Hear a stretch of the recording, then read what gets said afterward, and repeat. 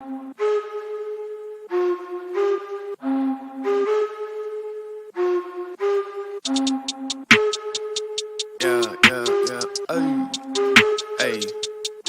I said, excuse me, you don't understand where I'm at. I was all around the world, on span, cross the map. I've been laying low and now it's time to pop up, bitch, I'm back. Now I'ma run it up. Snooze on the kid that you dumb or what? You better go get your numbers up. Baby leg, nigga, I just shit like. I'm recording her. Hey, yo, how long? My child. This is not my child. No, it's not. Are you gonna help me? Yeah, you gotta give me change. I don't have change. What happened to you? Are you gonna help me? What happened to you? I don't know what happened to me. They said I got raped. What? Can you help me, please? They said I got raped. They said I got raped. Can you help me, please? Oh my God. This is so what? This is good footage right here.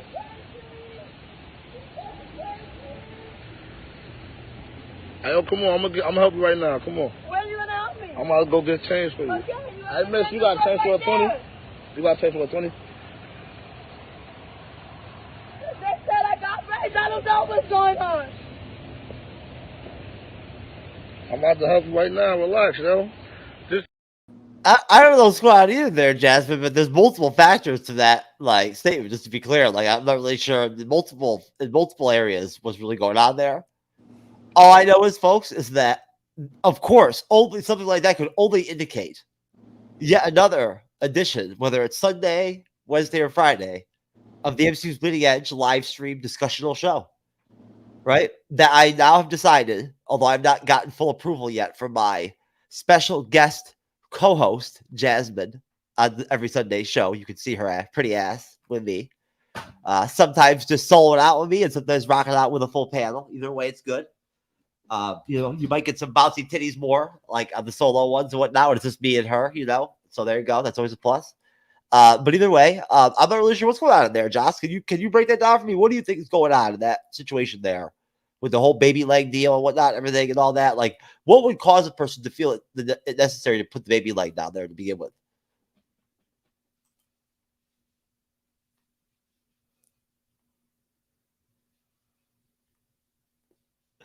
Jazz, you're muted or something. I can't hear you. I'm sorry. I'm staring at the Stop the Presses. I can confirm that no animals were harmed in the making of Crying Volume 3. Oh, that got me. I was very distracted by that. What up there? It's funny. It's really funny right now because I got a new phone and whatnot, and my contacts didn't transfer. All the contacts I do have are like fucking deleted ones, like chicks that fucking like I don't like and shit whatnot, or like people whatever that collaborators that never had the balls to come on the show or whatnot. They're the ones that are my contacts, unfortunately. So I don't have people who I actually know in my contacts right now. You know what I'm saying? Besides ones that have been in forever. At that point, like, I'm not even sure who the hell the people are anymore. You know what I mean? Like, Derby Entertainment, I know who this is. What up? I know who you are, but unfortunately, I don't know now. It's kind of weird. Anyways, though, thank you, Derby. Very funny. Always nice to see someone make Jasmine laugh besides me. So, appreciate that shit. Derby, can you explain essentially what you think is going on with the whole baby leg deal there? Like, why would you logically put a baby leg down there in your underwear and whatnot? Because, I mean, I really don't know why I would do that. You know what I'm saying? Like, besides for the show, right? Boredom. Huh? Boredom. Okay. All right. Yeah. It's very inventive, right? I mean, how does she have it secured like that? Right? It's very secured. It never falls off or anything. So Chaos. I mean, really, she might be very skilled when it boils down to it, like very talented. Put a whole baby leg up there, just like. I just don't know what the baby leg really has to do with anything. Is this supposed to mean that that's the baby? Like it's coming out of her or something? Like that's the indication that she's like giving birth? I mean, I'm not really sure what the fuck the whole like premise is. She needed her next hit. Like what are you trying to tell people with that exactly? Give me money. Well, I wouldn't give somebody money just to have a baby leg. You're funny, Derby. I don't know, Derby. Would you give somebody money just because they had a fucking baby leg and they said they got raped or whatever or whatnot? I'd be more like, I would not give them money. I'm sorry. I'd just be like, you know what? Have a wonderful day. I'd be like, I find this whole deal very interesting. I literally say, have a wonderful day. And then I would slap hands with that dude that's like, I'll help you. I'll help you. You got change for 20 or whatever. Whatnot. That's fucked up. Do you have change for a 20? Like, yo, where the fuck would she have to change for the 20? Underneath their baby leg? Ew. Ew. You can always ask her if she takes cash or credit. Oh, man. Derby, you're funny, man. Is this definitely content? Driving to the mental hospital, possibly? Yeah, that might be a good move. Yeah, definitely. I mean, that'd probably be beneficial for her. You never know. Maybe because of that, you would end up actually creating or like causing the real diagnosis of a real serious mental illness. The baby leg syndrome, right? Mm-mm. Yep. The baby leg syndrome. Yep. Very, very difficult. Very tangible. Very, very real. Are we going to spend the next 4 minutes or 5 minutes talking about this baby leg? Really? No. Maybe, we can only spend 4 or 5 minutes on how I'll do my putting my baby leg on when I come on the show with my baby leg. Oh my god! I'm gonna do it eventually. I promise you. Oh my god! The YouTube ban that would come. This is not OnlyFans, sir. Why do you always say it to me? Like I don't know the rules on YouTube. Get out of here, sir. This is a Wendy's. Get out of here. When you say the kind of crazy shit I say and let you say and whatnot, everything, you don't think I don't know what the damn rules are? Come on now. Just so you know, folks, Jasmine is a lot smarter than she pretends to be.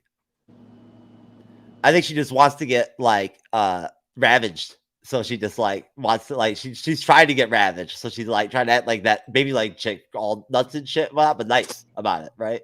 Without the baby leg. Please. Without the baby leg. I'm an angel. And she don't want no money. She just wants the savagery. You know what I'm True. saying? Which is always positive as far in my book. You know what I'm saying? Because paid savagery is usually not all that savage. Let's be honest. Anyways, folks, everything on the bleeding edge is savage for the most part. You know, at the end of the day. And that's always a positive thing, I think, being the bleeding edge co-host and creator. So we are, of course, here to do what I'm hoping Jasmine will approve of, which is at least for right now, as a playlist, but eventually a title, the bleeding edge all fandoms report. What do you think, Jasmine? Does it work? We'll work on it. Let me put together a logo and give you that and see how it looks in a logo. Yeah, maybe. Yeah. And see if it's catchy. It's long. I know it's long. Yeah. It is a long title. It's very long. So we'll see. We're working on it still, yo. But hey, that title's very important, right? You never know, Jasmine. We can end up doing this Sunday show for the next 20 years straight. How old are you again? Age me. You gonna age me? Why are you always so worried about my age?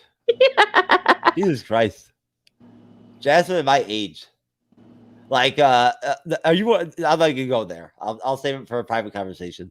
Ooh. The entire Phase 4 and Ant-Man 3 be like, baby's like, yo, Derby, you're killing it, bro. You're killing it. If you've been on the panel before, you can just tell me who your name is. I'm sure I know who the fuck you are. If you've been on the panel before, please come back on again. Because we need some humor. We need more humor out here besides just me and Jasmine. All right? We do. You know, we need it. And you know, it's always a big part of what we do. So what's up? What's up? Facebook user? Unnamed person? What is going on? How you doing? What's good with you? What up? What up is Fantastic Four casting, baby. Looks to be official, essentially. That's what's up. Oh. Not official, but like close to official. Oh. And whatever. And you know, some of it's kind of odd, I guess, or whatever, whatnot. That's why Jasmine's booing, and maybe it looks a little sketchy. Not sketchy, but weird, but maybe not ill-fitting. I don't know what happened to fucking what's his name. That was going to play Mr. Fantastic forever. I thought. Now he's out. I guess he's gone. You guys know about that, but whatever. But we'll talk about that. We've got articles, and then this whole screen, this whole Screen Guild and this writer's strike thing having this severe detrimental impact on, like, you know, on future projects, production and release dates, in terms of, you know, how far they're going to get pushed out, into what phases and everything, how that's going to affect the overall structure of the MCU. Is it a good thing? Is it a bad thing? Right? You know, good discussion, good conversation, good question. You know what I'm saying? I mean, look at where things are at right now.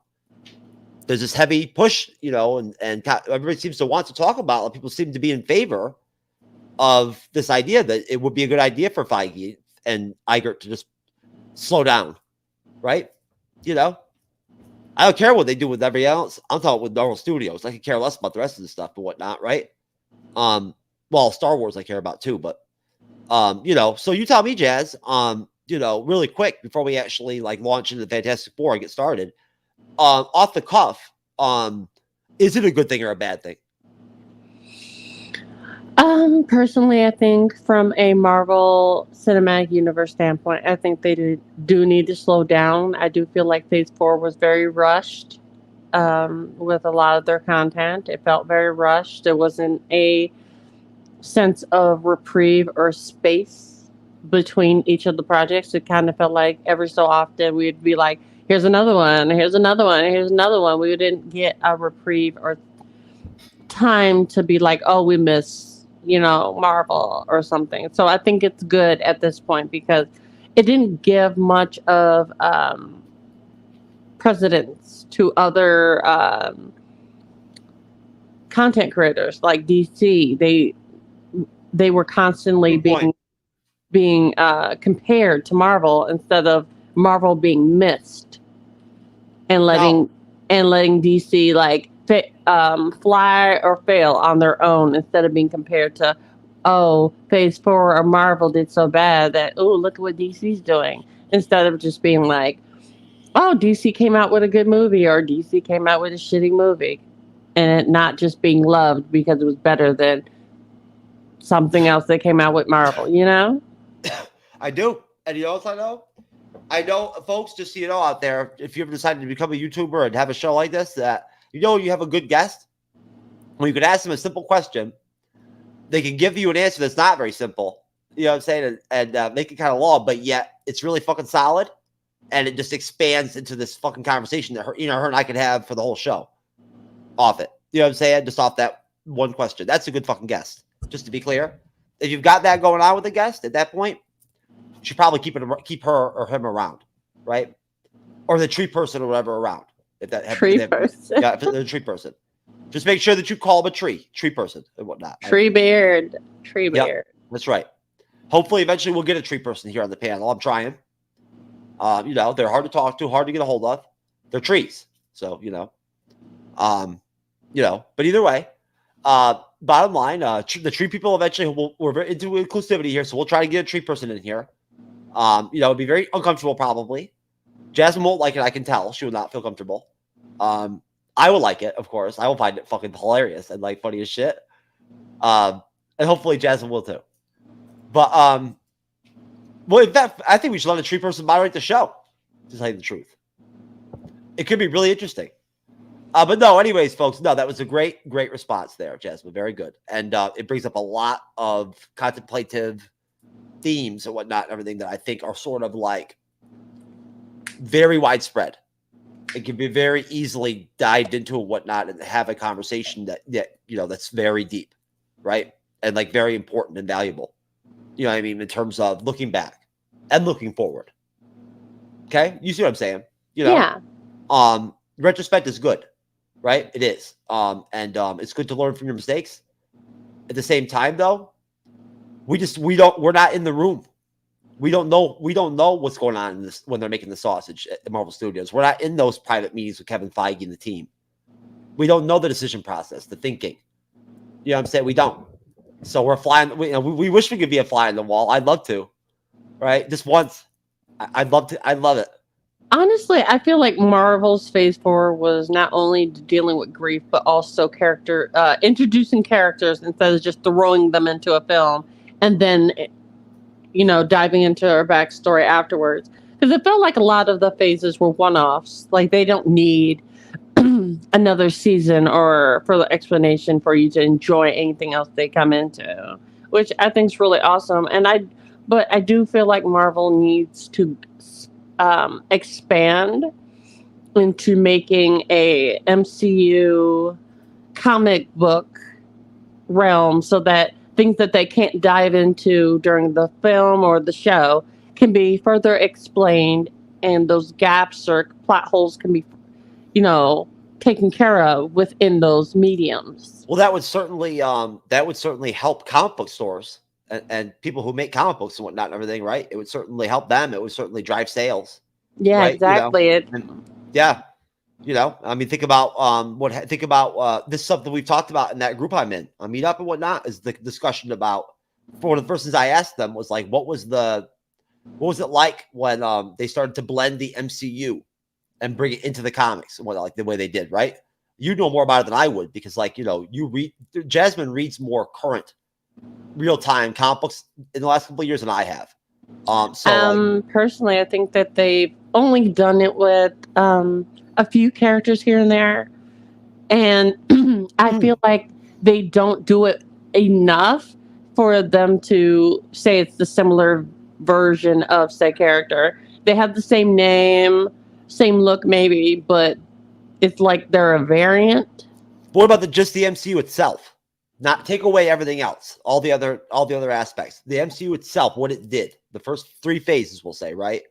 I know for a fact, too. I have had these conversations before. We've had people on the show before to talk about this that know about these things.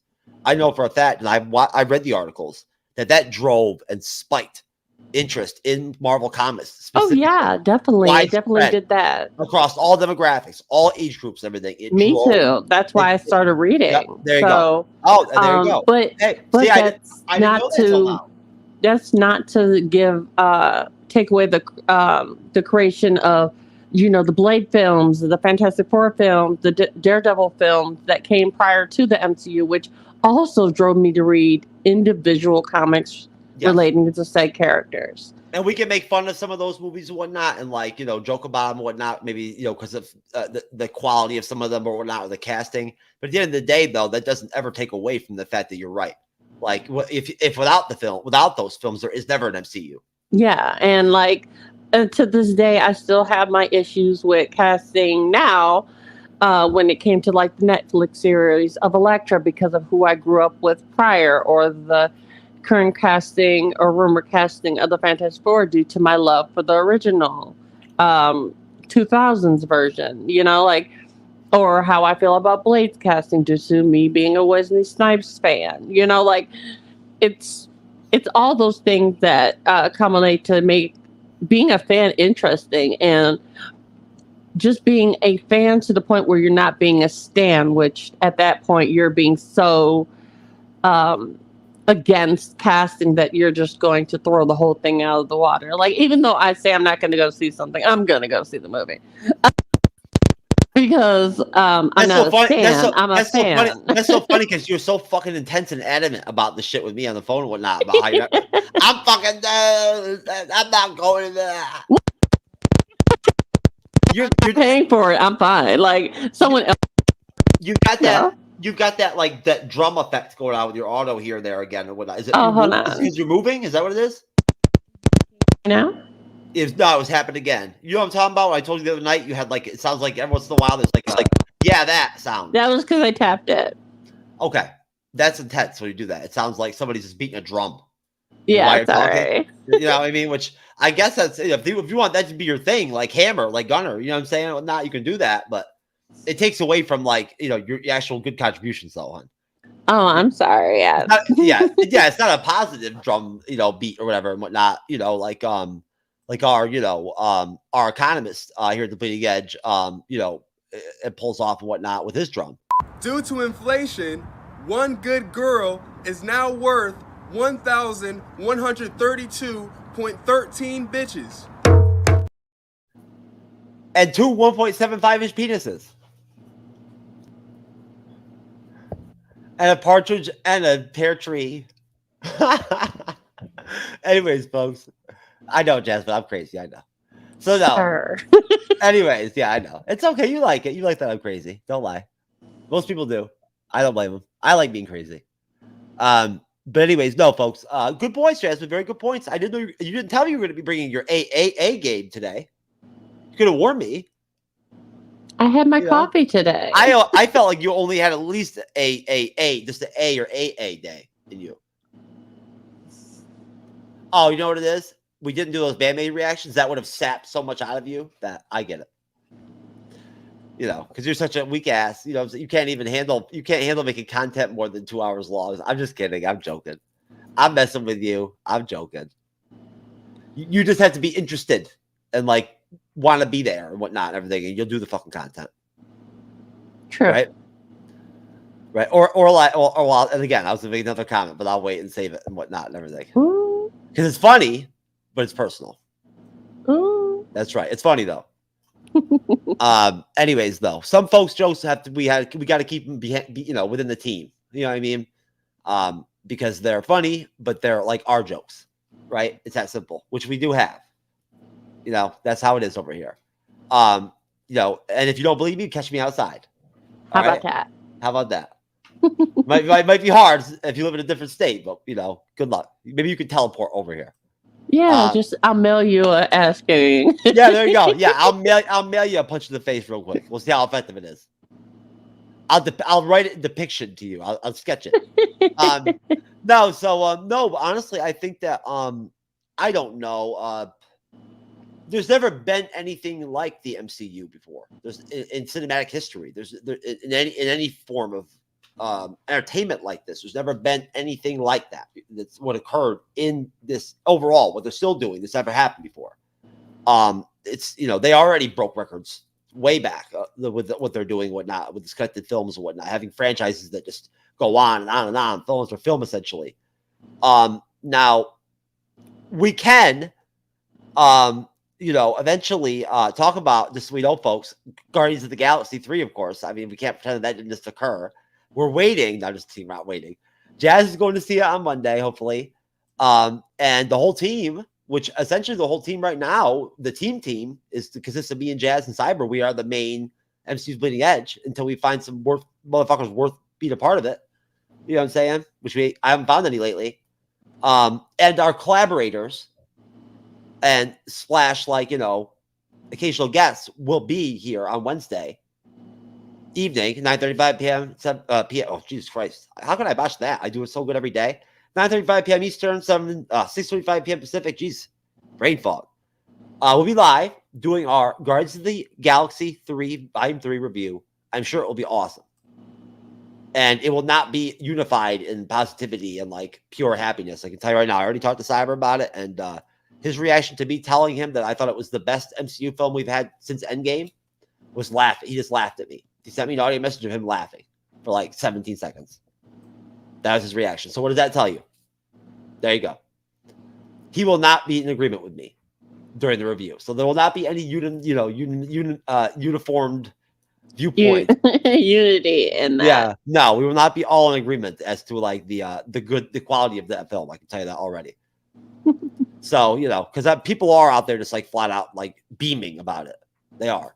Then there's some people that aren't. I've noticed. I haven't seen that much of it. I have on TikTok. There are some people that are on there saying that even though it is a good film and it does some things, there are some things that make them rant and rave in a non-positive light about the film. And I get why. It's probably the stuff, the animal, what Derby was talking about, the animal abuse stuff and whatnot and all that and everything. Some of that stuff is pretty deep. Well, yeah, a lot of, especially because some people are saying they love it because it's not woke. And, it's definitely not woke. Well, not true, because it is bringing awareness to animal cruelty, and that's pretty much what woke means. But, it's funny. It's just funny, and I can see a lot of people bringing that to the forefront, and I just think that's hilarious. I am not contributing or continuing our ongoing sociological study of our two beliefs in terms of what woke means and whatnot anymore. I'm done. I put the nail in it and whatnot, right? You can believe what you want to believe, and I'll believe what I want to believe, and we'll just let the audience believe what they want to believe, right? Because that's how it should be anyway.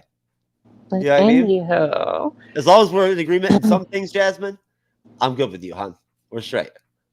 Well, on that note, the casting of the Fantastic Four, rumored / confirmed, is we currently have Adam Driver as Mr. Fantastic, which in particularly for me, ugh.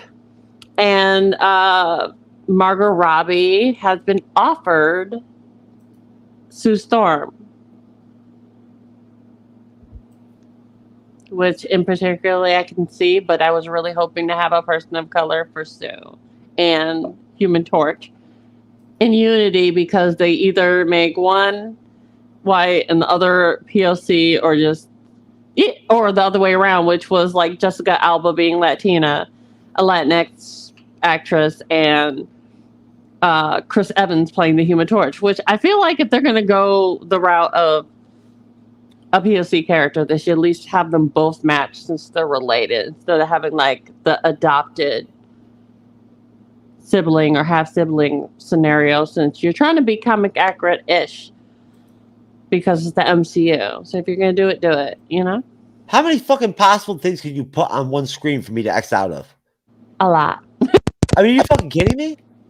Jesus. They want that sponsorship. This shit is ridiculous, man. Like, still they don't understand the basic concepts of advertising, that if you overdo it with advertising or whatnot, people don't pay attention to it. You know what I'm saying? They're not going to click on it at that point. I mean, it's a very simple concept. They really should have picked Adam Driver for Dr. Doom, though. Like, that's perfect casting. You're so stuck on it with that and everything. Anybody can play. Perfect casting, though. Anybody. His villain ability is so monumental. Just seeing him as Dr. Doom. Anyone can be Dr. Doom. Eh. The voice is more important than anything with him. He wears a mask the majority of the time. So at that point, I mean, you tell me. I'm trying to think of Adam Driver's voice right now in my head. Does he just watch the clip from Star Wars? Literally, it'll give him your but but wait a minute though. Would you say that you feel like that's an authentic voice? It's like James Earl Jones as Darth Vader. Really? The voice, the commanding of his voice when he was playing as Kylo Ren. I mean, I saw the first film with him and everything and whatnot. Well, if you watch more than just the first one, his voice is very commanding when it came to his overall presence. And I feel like him as Dr. Doom versus someone else playing Reed, hell, John Krasinski I could take as Reed, and having Adam Driver against him would be perfect casting, in my opinion. But you know, I honestly am just shocked. I just don't understand. I'm gonna have to do some research or whatever and whatnot. I'm really not grasping. I don't know what I missed. I don't understand why Krasinski is not playing this role. I just don't get it. Like, I mean, it was just fan service. They weren't doing it to say, oh yeah, he's going to be playing Mr. Fantastic at any point after that. It was just fan service. Yeah, but wasn't he asked? Wasn't he asked? And didn't he say flat out a couple different times that like he'd love to play the role or everything? He's already stated that, but it's Disney. You know damn well they were only doing that for fan service. They weren't going to give people exactly what they wanted, because that's kind of what Marvel's been doing of late. They give you what you want, but then take it away. It's just kind of how they've been doing it. He could have changed his mind too. You know what I'm saying? Like, honestly, like I said, they could think about it. Think about where things have been in the last 6-8 months, year, as far as how sort of divisive it's been for the first time in the fandom at times from the MCU and whatnot, which I think is positive at all.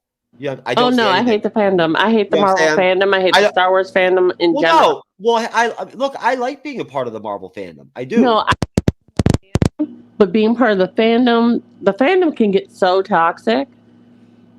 But a certain side of the fandom. So it's like, I'd rather just consider myself a fan, not a part of the fandom. But here, let me put it this way, in a different way. You're talking about the fact that you experience the fandom in a way that I don't, in that the Twitterverse, and all that, Twitter, TikTok, where you have specific people that live on the platforms and whatnot and everything, and like I've had them go after me, you know what I'm saying, whatnot, everything over stupid shit and whatnot. I told you where they team up together out of nowhere or some stupid shit and whatnot, and all of a sudden you got 100 fucking people. That's why I don't like the fandom. And this is the thing. And here's the thing, like that's not what I'm talking about at all. I'm talking about in general. Again, before you came on the Bleeding Edge, right? You have to understand.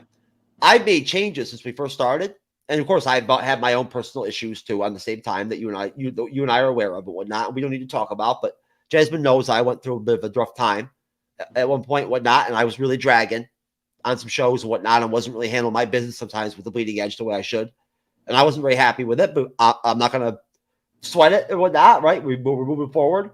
But at that point, before you came on, we had a long period where we were having huge panels on every show. That was our deal. You know what I'm saying? Like we were having fucking 6, 7, 8 people on the show regularly, to the point where some of our guests stopped coming on because of it. They didn't want to be on shows that big anymore. Like Mark Rutledge, I told you, he's like, Jeff, you let me know when you want to come on a show, and it's just going to be 3 fucking people. You know what I mean? Simple as that. That's what he told me. Because Mark don't fuck around, right? He didn't say it like an asshole, but he was very gruff about it because Mark's pretty gruff. You'll like Mark. You'll meet him eventually. You'll like him. He's a good guy. He's not a bad guy. He's a straight shooter. You know what I'm saying? And he's very short with his speech, and he's busy. He's a busy fucking guy. Yeah, right? I get that. He records like a fucking monster. That dude, man, I'm telling you, he had to slow down at one point. He was fucking literally moderating or hosting or co-hosting 8 or 9 different podcasts a week. Right? And doing shows every fucking night, night after night. I'm like, bro, you're gonna kill yourself. Seriously, I could never do that. Not like him. We're talking about hours of recording. Fuck all that, man. And he somehow manages to be non-monogamous. Right? So he's not even so he has to service 2 different women. So, anyways, that's another whole story. You'll get to meet Mark eventually. Once I tell him about you a little bit and whatnot, he'll want to come on. So he will, just for you. But no, honestly, folks, Adam Driver, good actor. Obviously, there's the whole factor of him having worked with Disney before and whatnot and everything. And that has to be brought up and whatnot because it is an important factor. Although we don't know what he's like to work with, obviously they must feel very comfortable with him and confident in him, that they feel like there's something about him, obviously, that they find appealing in terms of putting him in this position where whatever lack of physical appearance in his face or whatever, whatnot, or his look or whatnot, that it obviously is not there in terms of just looking like Reed Richards at all. They felt like they could overcome, right? So, and he's acting on his own, probably, I'm assuming. It's not that he doesn't look like Reed Richards. It's more like it looks like he would have beat up Reed Richards in high school. Like, he has that look, that overall look. And we got to really see, though. We got to wait until we get to see him. They actually put out those first pics, those first press release pictures and whatnot, of him in the outfit and all that. Well, I've seen people do the artwork. Wait. No. But you know as well as I do, until they actually do those first shoots, right? Where they put the suits on and whatnot. They doctor him a little bit and whatnot too.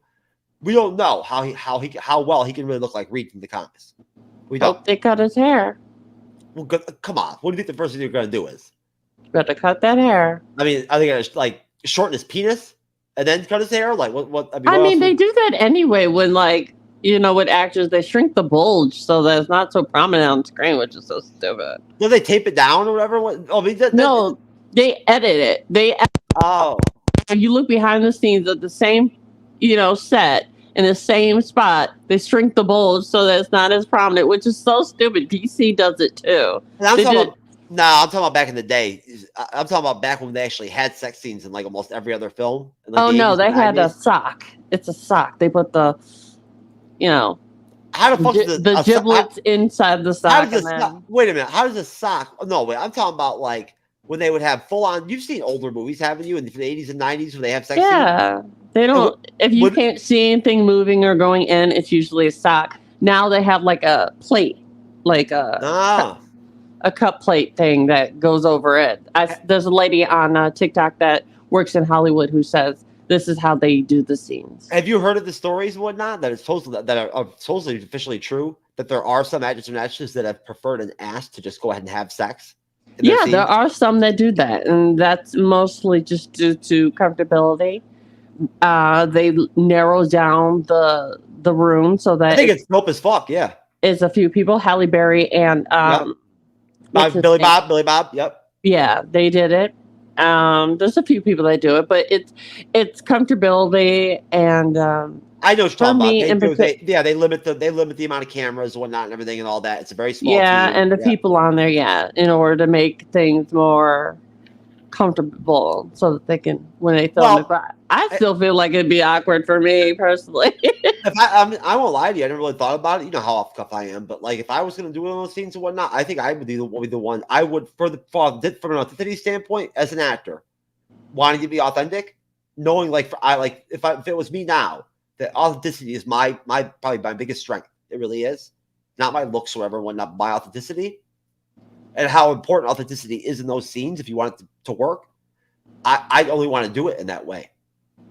I mean, Bridgerton was a really good show. I mean, if they really went at it. It would depend on the film, though, and the story and everything and whatnot. And all that.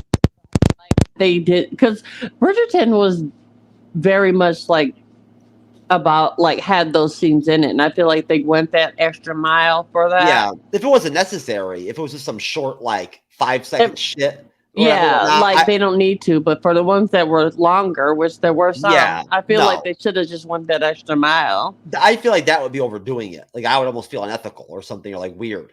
If I wanted to, if I brought it up or that was important to me in that situation, I that would be kind of strange. Yeah, right? but they do it so often, later in the season. It's just at that point. I think that whole deal, that shtick probably happens way more than we know, than the few people who have actually officially put it out there, just openly said. I did have sex in those scenes. You know what I'm saying? We were actually fucking. You know what I'm saying? Just to be clear, you know what I'm saying? Which is very. I think that's ballsy to actually put out there personally. But hey, fuck it. But we should get back to I apologize. Hand. I just find that interesting, and of course, folks, since this is with Disney. We won't be seeing anything like that happening anyway. Never. No. No. Although we did get our first F-bomb during Guardians Volume 3, which was cool. It felt good. It was it was a cool thing. It was nice to see it finally to happen. Very nice. Hope they do it again. You know, it's a good word. They need to really just get into the R rating. I'm about tired of no blood in a series. I don't want to hear it because you've been telling me that they've got it all worked out and everything and whatnot, and it's all gonna be set up and whatnot. They're working on it. As much as I know. I'm not confident at all. I say they're working on it, but I don't believe it because it's Disney. I'm telling you, I'm not confident at all. I'm not. That what they showed, you already know how I felt about Moon Knight, and what Moon Knight did to me in terms of how I think Daredevil's gonna be done, it worries me. That's all I'm gonna say. Last thing I'm gonna say. I'm not gonna get into it, but it does worry me a little bit. I just, there's certain characters I really like and whatnot. And when you've already seen them in a series and you've seen how good they can be because of certain things and you take them away, that's just stupid, man. You know what I'm saying? Why do that? Exactly. I mean, seriously, when you've got something like Hulu right there and you could just use it. They're trying to sell Hulu to get Spider-Man back. How's that going to work? Do you know how much money Sony really wants for him for those rights? Or not Spider-Man. I was about to say Hulu's not even worth that. No. The Hulk. They're trying to get the Hulk and then back. Hulu is not. Well, Hulk maybe, yeah, but Spider-Man. Yeah, Hulk, not Spider-Man. I misspoke on that one. I don't know. That's weird. When we talk about that in another show, I didn't know. I still don't even completely. I still don't even completely understand what the hell's even really going on with the freaking Hulk film rights. You hear different things from different people on YouTube all the time. Yeah, you know what I'm saying? Seriously, everybody has a different opinion on it. It's this one day it's this, the next day it's that. They're gonna make a solo film. They're not, right? I don't get it. I don't get it at all. I gotta look into it. But either way, as far as Fantastic Four goes, it's beyond Adam Driver. Of course, I think it's important, as Jasmine mentioned, that we are talking about Amber Heard. I think when it boils down to it, it's very important to sort of. Not Amber Heard, Margot Robbie. Well, I'm sorry, my bad. That was a joke, Jasmine. No, it wasn't. You really thought Margot. No, it's a joke. We're talking about Amber Heard here, hon. They do the bitch that fucking did Johnny wrong, man. You know what I'm saying? Come on now. You think I want her in the damn MCU? We're trying. We're going to gaslight the internet. Don't you dare. What? No, come on. Why? Just to fucking around about that shit? Come on. They will get gaslit so fast. I'm not into all that stuff. I very rarely even joke about any of that crap. I could care less. I could care less about Amber Heard. I don't care, or whatever and whatnot. I just don't want to see her in the fucking MCU. I don't want to see her at all. She quit. No, I don't want to see her either. I wish she would just quit. She should quit. She did. She's an embarrassment. She officially quit acting. She's an embarrassment. She's an embarrassment of a fucking woman, to be honest with you. But that's not. Let's get off that topic and move back toward this. Yes, of course. So no, Margot Robbie, of course. Who I mean, honestly, I don't think it's fair to say, to start off with and say who has been killing it as Harley Quinn and whatnot for the most part and whatnot for a couple of years now, because she's done a lot of good work, right? Before she ever did Harley Quinn, she's done some good work. I think some people don't even realize that. They've never seen some of the stuff she's been in before that, the film she's been in. She's always been a good actress. Yeah. And she's not even that old. I mean, she's got a lot of good prime years for her in acting. Yeah. So I think that honestly, apparently from what I understand, and I think from what Jasmine understands, it's in her hands right now. She's been offered the role. It's up to her whether or not she wants to sign the contract or not. So, at that point, I was telling Gunnar earlier on the phone, hon, when we were talking about the show, God, wouldn't it be awesome to be able to see that contract and be able to look at it and break it down and look at the details and the stuff that Disney puts in it and shit and whatnot and everything? That would be interesting to see. Mm-hmm. Right? How long it is, how many pages, right? I'd like to know that. I really would. It's kind of boring and stupid, but I've always wanted to know what those contracts are like. How many, how much money are we talking about here? Like how many films, how many appearances, how do they structure it? Right?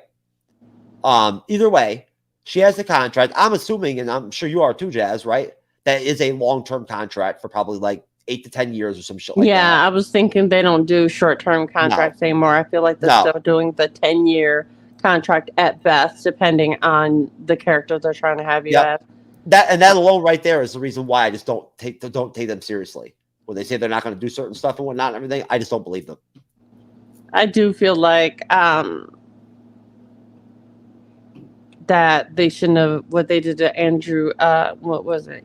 Aaron Taylor Johnson's character so quickly. It was so lame. We didn't get to know him long enough. So I hope when they're doing the contracts currently, I hope that they're fixing said issues, because I swear we don't need people in short term. It's a Marvel cinematic universe, and the Marvel comics, characters pop in and pop out all the time, but they never just die and stay dead. Nobody. And with the whole variant situation, we should at least bring in another version of said characters so that we can continue the storylines that you're supposed to be adapting, quote unquote. I agree. I would agree. And what do you think about Margot Robbie? Before I even mentioned anything about the factor of her, the DC, the DC Marvel deal, whatnot, all that dichotomy.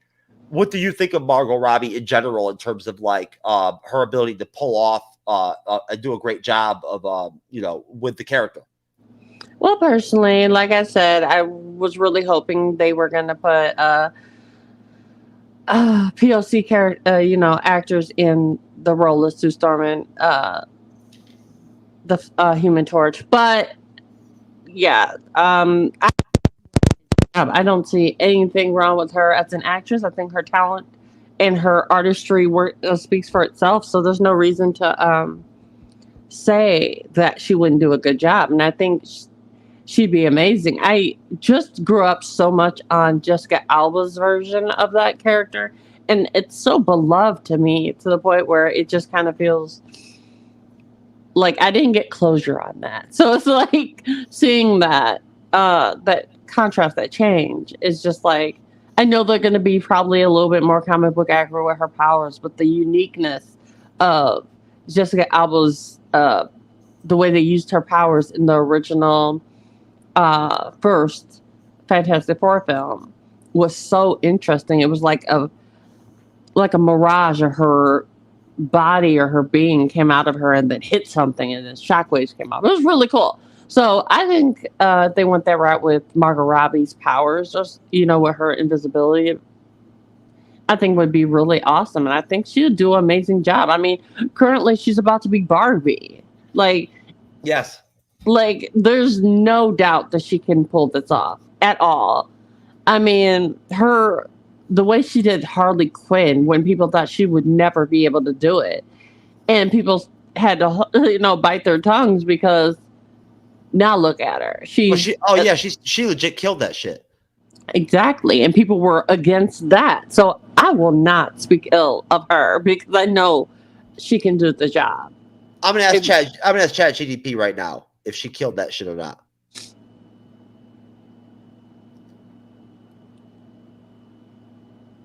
One of these days I'm gonna share screen this stuff and whatnot during the show so people can see the kind of shit out here. But let me ask. Let's see what ChatGPT has to say about that, Jazz. Do you think Margot Robbie killed it as Harley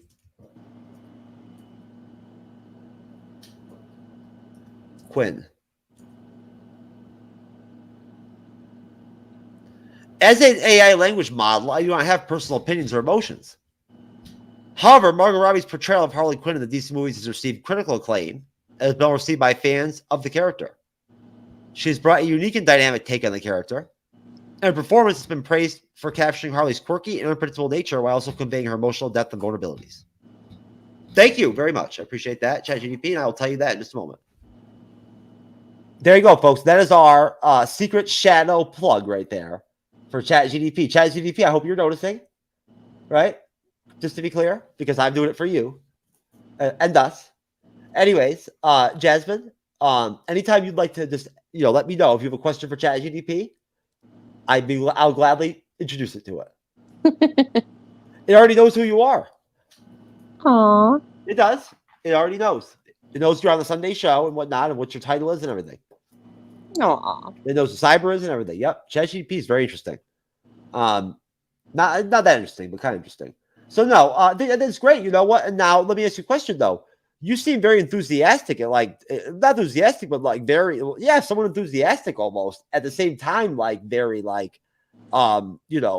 concrete and firm in that statement and whatnot as you went on and everything about as far as her ability to play the character and whatnot in terms of just, look what she already did with Harley Quinn. Of course she'll I think, she'll do a great job. At that point, you will go see the movie. Right. And you know what I'm saying? Having her, obviously she'd be a good piece to have, right? I think she'll do a good job. I'm still on the fence because at the end of the day, I just want to see what they do and what the casting is, and let's make sure I pick a problematic actors to be in this because I know that they do background checks, but this is an important film. It really is. It is. And so you have to make sure that these people are squeaky clean and they can do their job. They do that. Because there are I've seen some casting in the Marvel, the MCU that weren't as effective. It's the background checks aren't the issues, hon. It's they check these people out. The types of background checks that they don't do that are the problem are the ones where Kevin Feige greenlights writers for She-Hulk that have put things up on Twitter like all straight males in the U.S. should not be allowed to vote. Right? I mean, no. It's that simple. If a writer makes a statement like that and whatnot, they should never, ever, ever be hired to write for a Marvel television TV series. I mean, that's a whole different scenario. That's not what I was referring to. What I was referring to but it is that simple. It does connect. I mean, if we went that route, James Gunn would never have been on the Guardians of the Galaxy due to his problematic tweets back in the day. No. What he said is not even in the same. It was pedophilic. It wasn't funny. If you could find it funny, but it was not funny. Jasmine, the jokes weren't funny. Jasmine, any person that literally believes in their head that all straight white men in the U.S. should not be allowed to vote does not need to write for a Marvel comic book superhero. I'm not going to touch that with a 10-foot pole. You don't agree. You don't agree. Like I said, that's not my stance. That's not my business, and it's not really the the source of the topic that we're officially on. I know, but I'm just putting it out there that that's a fact. I'm staying out of that. Okay, that's fine. I enjoyed She-Hulk, so that in particularly didn't involve me, and I didn't know about that prior to it. So I didn't either. Just so that I can continue to enjoy my She-Hulk show, I'm going to avoid commenting on that because I didn't either. I didn't ever look into that stuff and whatnot. I just wanted it to be good. And I enjoyed it, and it was good to me. So that's all that matters to me. But when it comes to the casting of this, I am worried that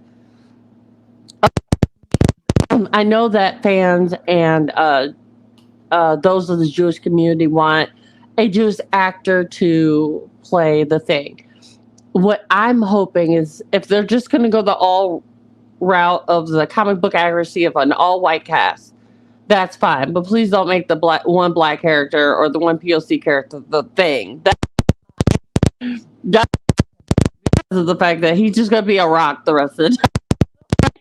You don't need to have a POC character. If you're going to do it, just do it comic book accurate if you're going to go that route.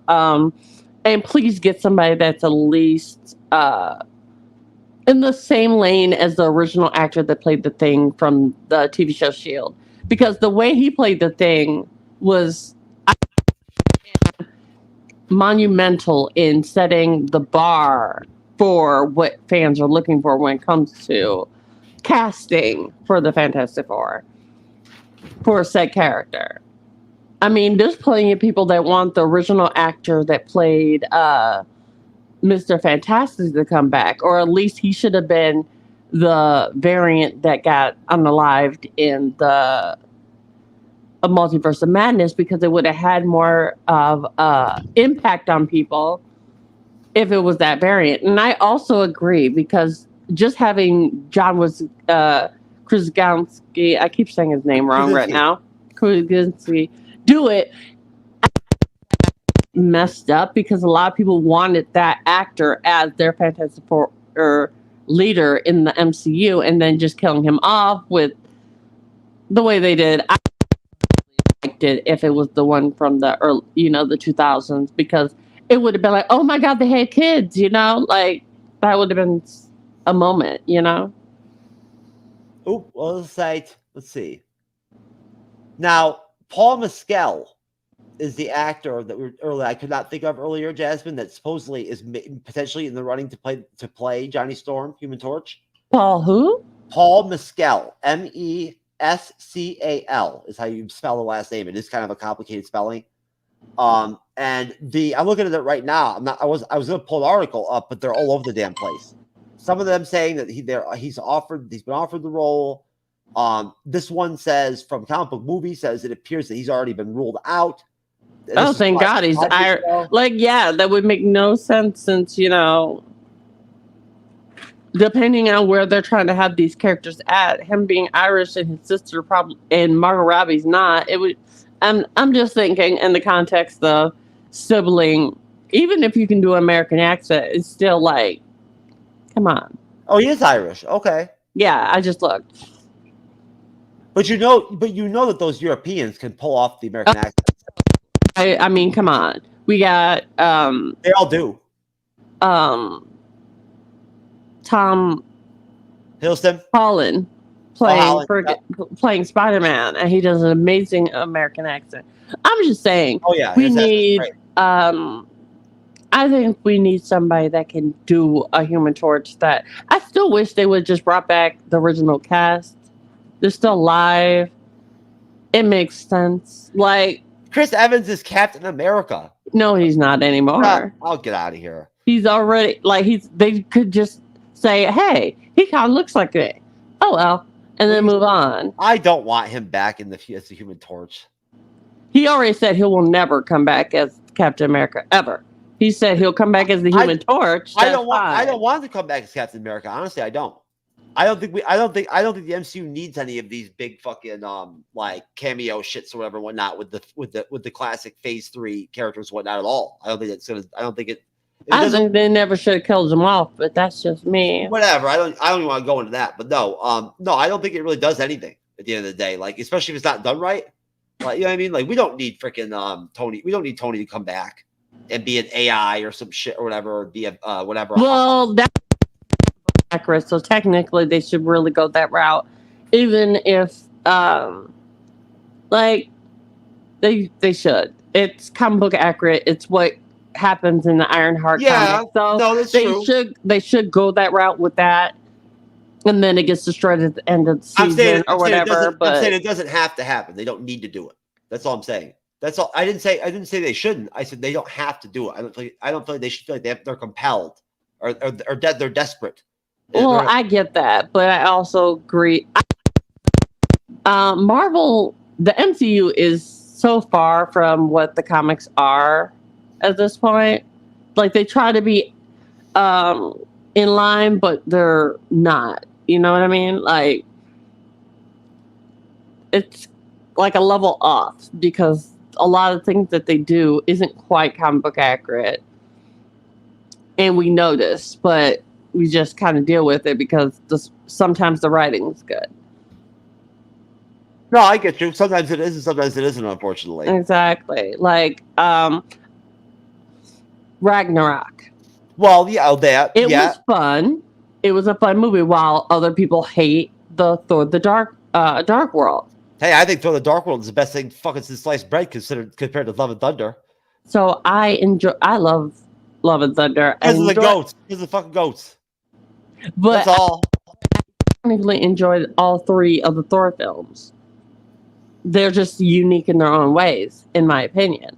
I don't think the Dark World's all that bad, and that's one of the things too that like I honestly I feel folks out there, you know, and Jasmine, I feel like when we do these shows and whatnot and everything, right? Like I mentioned earlier about doing shows before without Jasmine, right? That's part of life, right? But like at the same time though, I look back at those shows sometimes and think to myself right now, like, wow, you know, a movie's reviewed, as she says about, she talks about Dark World, right? And I think about how interesting it would have been to like have her opinions and her viewpoints on that.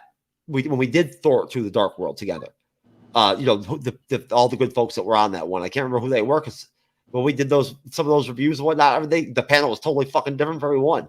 You know what I'm saying? The only thing consistent was being Cyber. You know, Perry Ramsey wasn't even with us long enough to even do any of our Infinity Saga reviews, unfortunately. We love you though, Perry.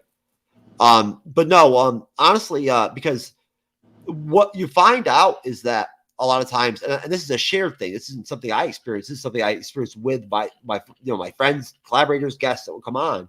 A lot of them would feel the same way during the show, at the end of the show, in a private conversation after the review or before or whatever. After watching it again, 5 years, like 6 years after the first time they watched it or whatever, it's been that long. You end up looking at film differently.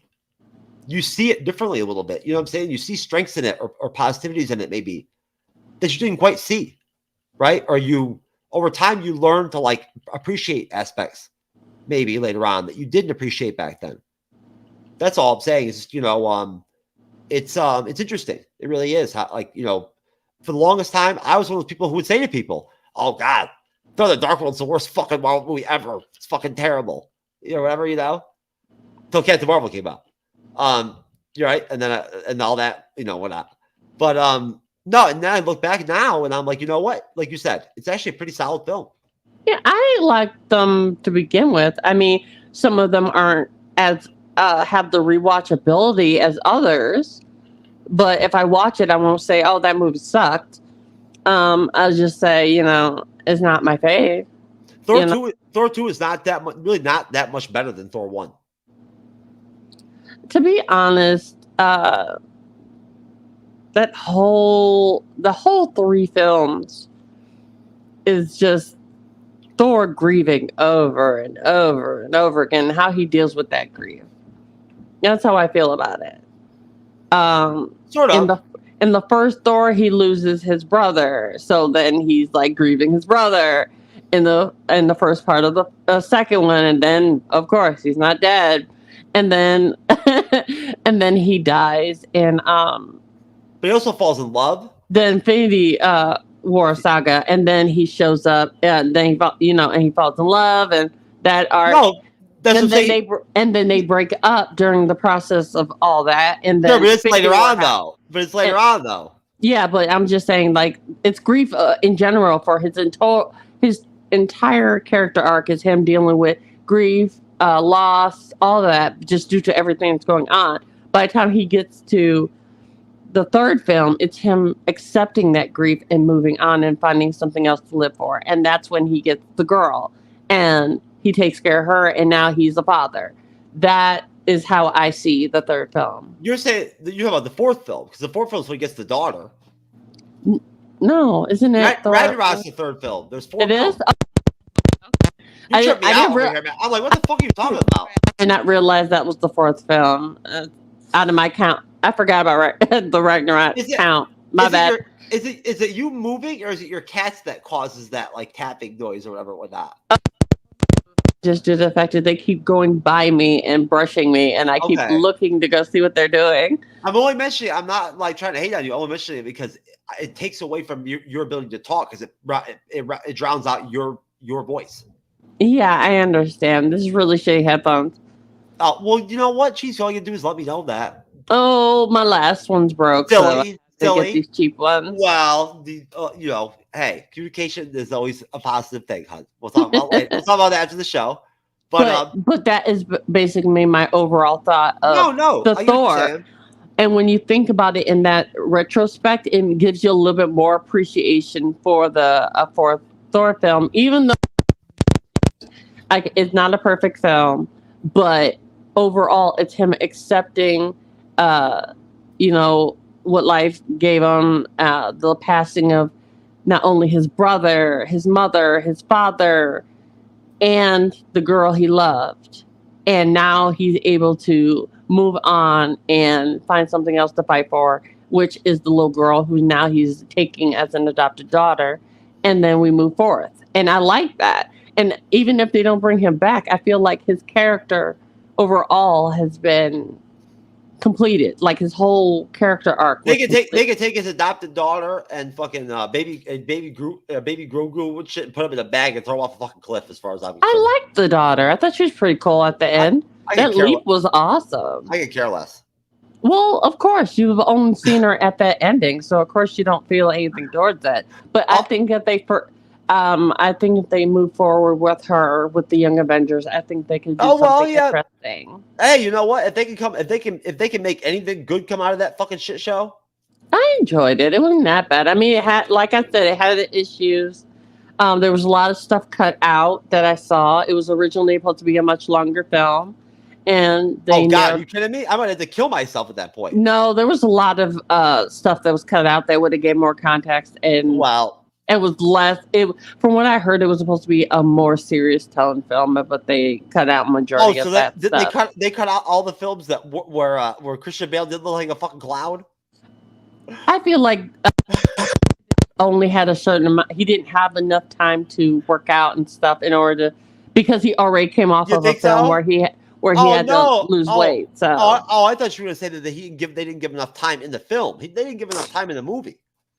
Well, that as well, but that's also just due to the fact that I just feel like anything that they had to do with the said character, they cut and just kept it in this. Then that was stupid, man. Because for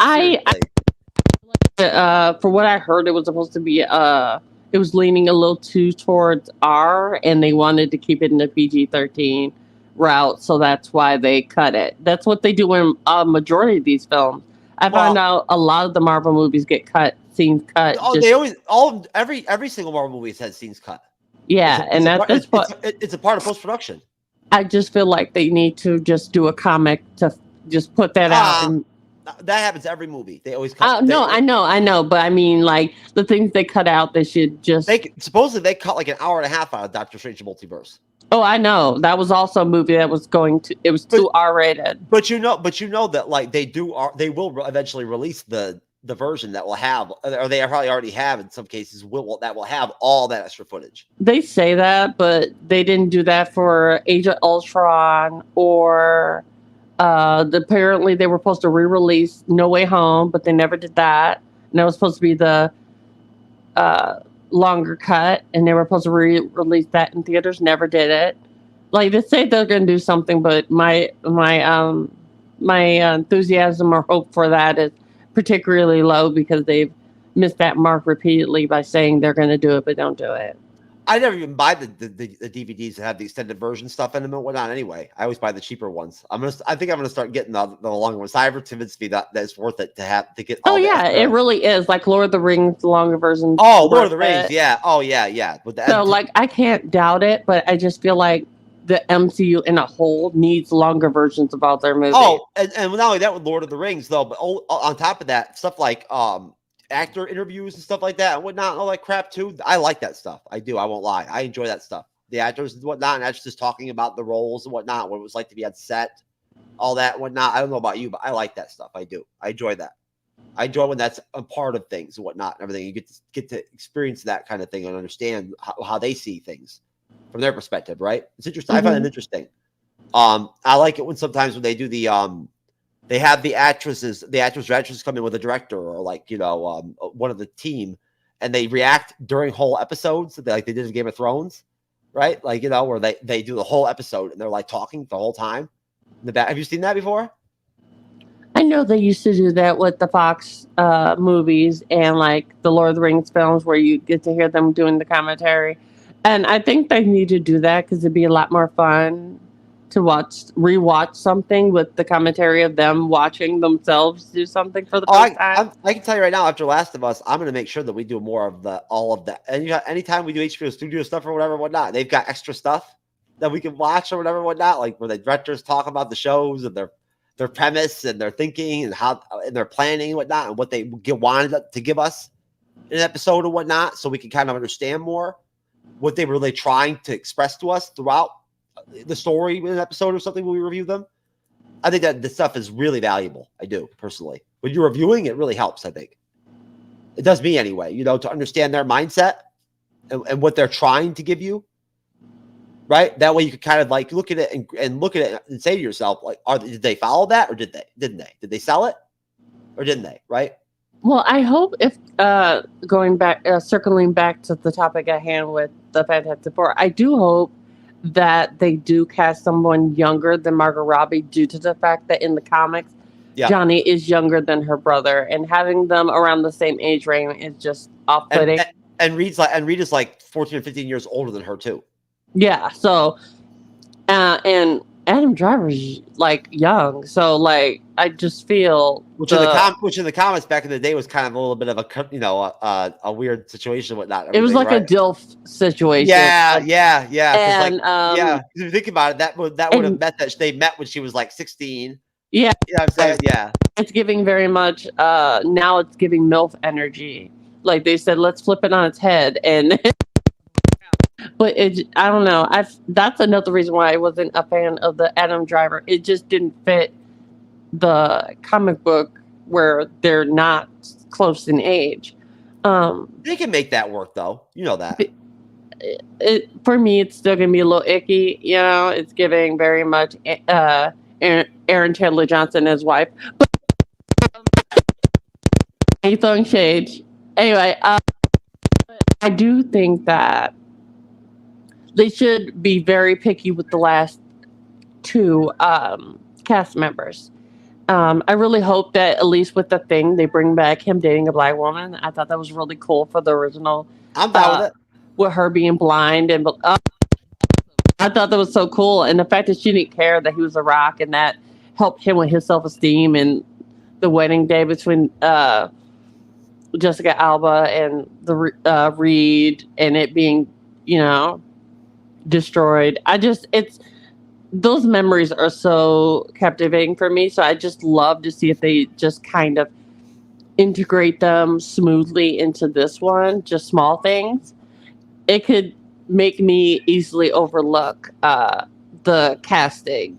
And also if you're going to be in a marriage or like in a long-term relationship, it's good to know that a dude can have some stability in the rock area, whatnot, right? Because like they make a joke about that joke in the original. Because because the non-rock version, like the like fall right over, like soft version is typically not good because I believe Chris Evans said, "I'm just worried about her. I'd hate to find out that she died in a rock slide." And because as a kid, the fact what he meant is so bad. That's funny. That is very funny. What do you call it? It's like trying to imagine She-Hulk having sex with somebody like holy or not like the Hulk. Oh, the Hulk. You know what I'm saying? Like I'm sorry. I smash. Okay, one of them could smash me. I don't care. I be the wreckage in that scenario. I can tell you right now. What do you call it? Well, no, I'll wait. I'll ask ChatGPT her thoughts on that later. I used her again. There we go. I've been doing that, folks. I'm starting to I'm looking at ChatGPT as an actual human being almost. It's already getting me. The Matrix is already starting. You know what I'm saying? It's gonna be some Terminator shit here in a minute. You know what I'm saying? And the world is the shit. But no, so listen, I thought we'd change things up and kind of like split things up and whatnot and kind of like make things energetic and still do a reaction video during our show and whatnot. Why not change things up, kind of split things up? You know, so I'm gonna hit the echo cancellation button since that's so damn important. You know what I'm saying? It's like the biggest thing ever in terms of like doing reaction videos on StreamYard, making this one fucking move to make sure that you turn off echo cancellation or else it will fuck your whole video or your whole reaction. True. And there's nothing like, you know how I feel about Jasmine about trying to get his most out of content. So nothing like being able to just strip out a reaction video right out of this live. Ooh. Give it its own thumbnail and everything and shit and whatnot. and dual purpose, baby. And that's right. You and the audience and whatnot, you get a little bit of a little taste of some good music. You know? So there you go. Oh. Yeah, let's wait for the copyright strike. Oh. No. No, they'll just demonetize the video. That's all. No money today, sir. That's all. Then and you know what? I don't know. You know how it is. There's some there's some YouTubers that say that they're able to get around that stuff and whatnot if they use certain tactics and shit. But I don't know about all that. But anyways, this is Band-Maid, which is of course the massive poster right behind me and whatnot, an all-female Japanese rock band. Jasmine is familiar with them because she has experienced some of my fucked up, had to delete them, junk ass, amateur ass reactions I've done with her and whatnot. Ooh. You know? So this hopefully won't be like one. We'll put it that way. We shall see. Oh, and look at that. We actually have a decent like reaction screen to work with and whatnot where people can see us. There you go. Perfect. Yeah, no, the other way. Other way. Go the other way with your head. There you go. Perfect. Yeah, there you go. Perfect. Nice. I'm gonna go underneath the black thing because I'm a Jeff. So nobody wants to see me. So, anyways, I'm just kidding. So this is Band-Maid About Us, and it is actually a really nice song. And I think that I find it very inspirational. Personally, I do. Let me make sure I have subtitles on because they're important.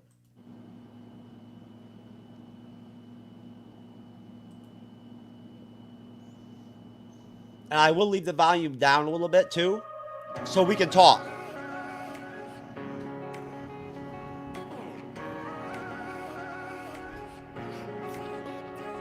It's already got a good vibe, doesn't it?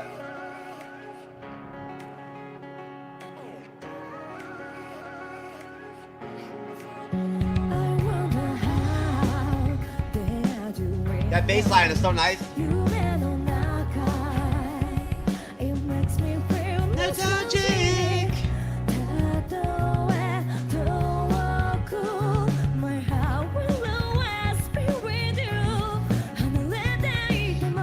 Bass line. It's like she's playing a solo the whole fucking time.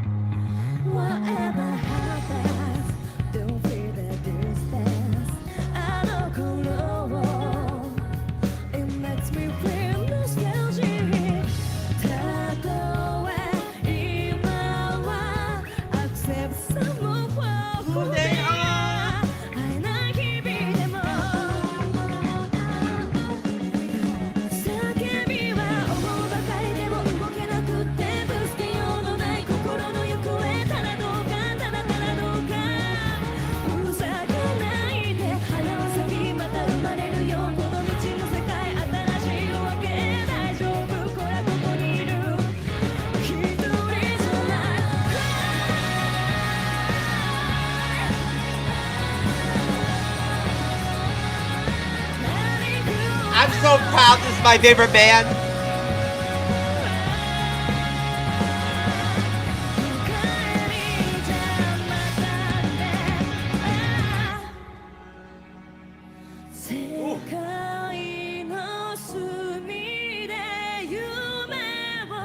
That was a nice transition.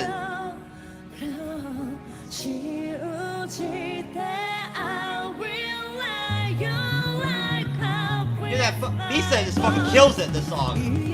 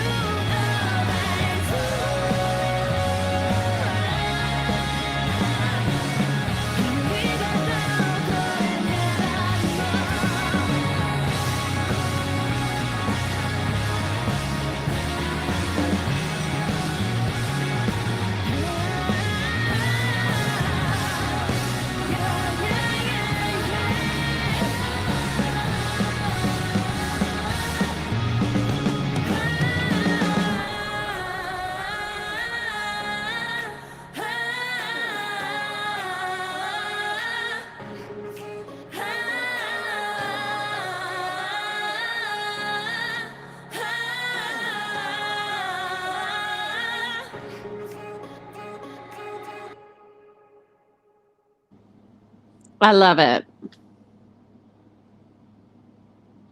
You are muted.